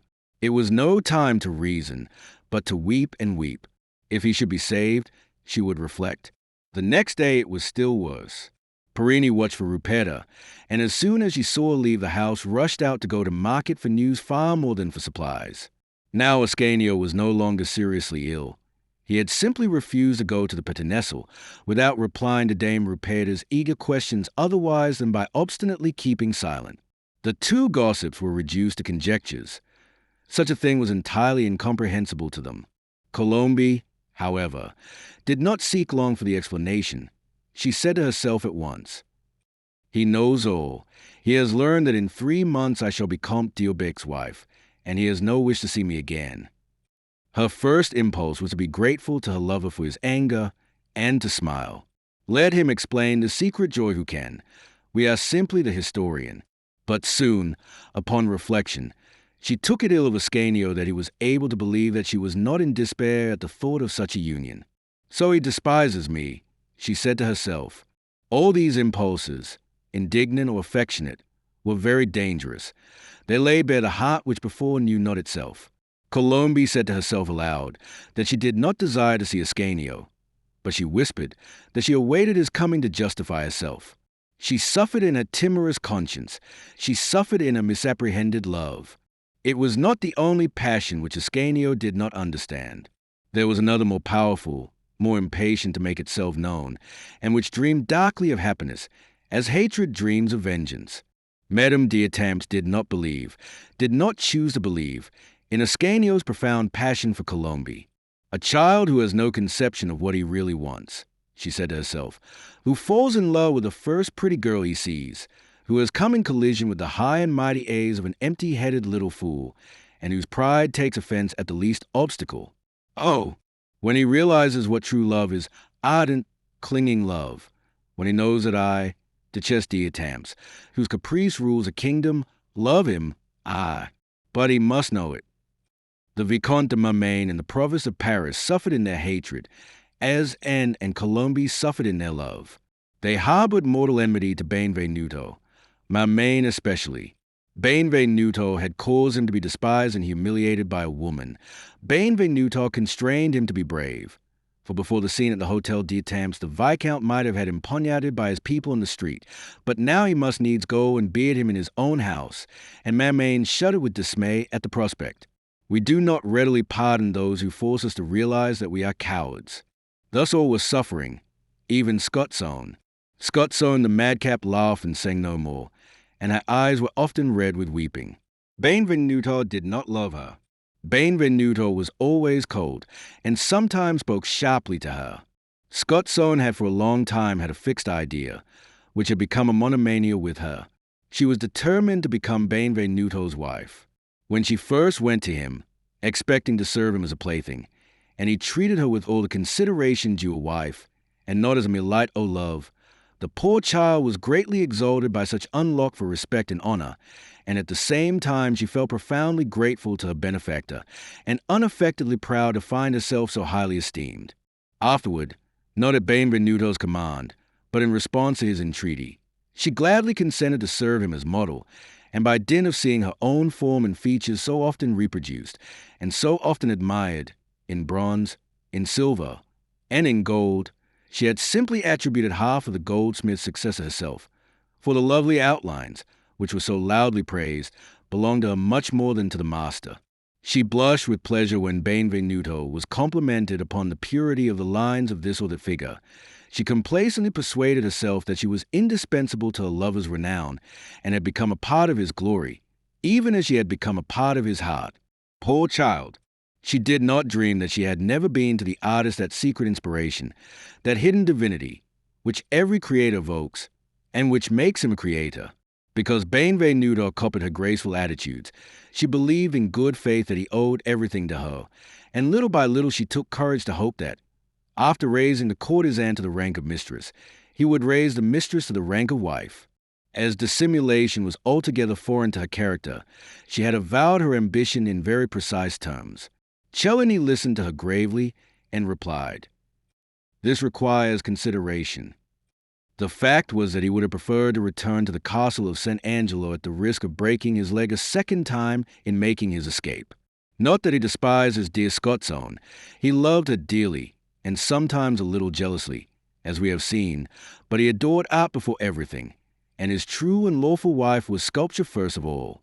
Furthermore, when he should be married, would not the husband depress the spirits of the gay bohemian? Would not the paterfamilias interfere with the freedom of the sculptor? And, again, if he must marry all his models, he would commit bigamy 100 times over. When I cease to love Scotsone, and to need her as a model, he said to himself, I will find some worthy fellow for her, too short-sighted to look back into the past and to divine the future, who will see nothing but a lovely woman and the marriage portion I will give her. Thus I will satisfy a mania for wearing the name of wife, bourgeois fashion. For Benvenuto was convinced that Scotsone's desire was simply to have a husband, and that it mattered little to her who the husband might be. Meanwhile, he left the ambitious damsel to take what comfort she could in her fancies. But since their installation at the Grand Nestle, her eyes had been opened, and she realized that she was not so necessary to Cellini's life and work as she thought, for she could no longer with her gaiety dispel the cloud of melancholy which overhung his brow, and he had begun to model a Hebe in wax for which he was not asked to pose. At last, the poor child, horribile dictu, had essayed to play the coquette with Ascanio in Cellini's presence, and there had been not the slightest drawing together of the eyebrows to bear witness to the master's jealous wrath. Must she then bid farewell to all her blissful dreams, and become once more a poor, humiliated creature? As to Pagolo, if anyone cares to sound the depths of his heart, we venture to say that he had never been more gloomy and taciturn than of late. It may be imagined that the hilarious student, Jacques Aubry, had escaped this contagious depression of spirits. Not at all. He had his own cause for rejoining. Simone, after waiting a long while for him on the Sunday of the siege of Nesle, returned to the conjugal mansion in a rage, and had since stubbornly refused to meet the impertinent embryo lawyer upon any pretext whatsoever. He, in revenge, had withdrawn his custom from his capricious charmer's husband, but that disgusting tradesman evinced at the news no other sentiment than the keenest satisfaction. For although Jacques Aubry wore out his clothes quickly and recklessly, always excepting the pockets, we must add that his guiding economical maxim was never to pay for them. When Simone's influence was no longer exerted as a counterpoise to the absence of money, the selfish tailor concluded that the honor of dressing Jacques Aubry did not compensate him for the loss he suffered by dressing him for nothing. Thus our poor friend found himself at one and the same time bereft of his love and cut short in his supply of clothing. Luckily, as we have seen, he was not the man to wither away in melancholy. He soon fell in with a charming little consolation named Gervaise. But Gervase was bristling all over with principles of all sorts, which to his mind were most absurd. She eluded him again and again, and he wore his heart out in devising means to bring the flirt to her senses. He almost lost the power to eat and drink, especially as his infamous landlord, who was own cousin to his infamous tailor, refused to give him credit. Thus all whose names have figured prominently in these pages were sorely ill at ease, from the king, who was very anxious to know whether Charles V would or would not conclude to pass through France, to Dame Perini and Dame Ruperta, who were much put out at their inability to continue their gossip. If our readers, like Jupiter of old, had the wearisome privilege of listening to all the complaints and all the wishes of mankind, they would hear a plaintive chorus something like this. Jack Aubrey, if Gervase would only cease to laugh in my face. Scutzone, if Benvenuto would only have one pang of jealousy. Pagolo, if Scutzone could only bring herself to detest a master. Mammain, if I might have the good fortune to surprise Cellini alone. Madame d'Etamps, if Ascanio only knew how I love him. Colombe, if I could see him for one moment, long enough to justify myself. Ascanio, if she would only explain. Benvenuto, if I dared confess my agony to Ascanio. Oh, alas, alas, alas!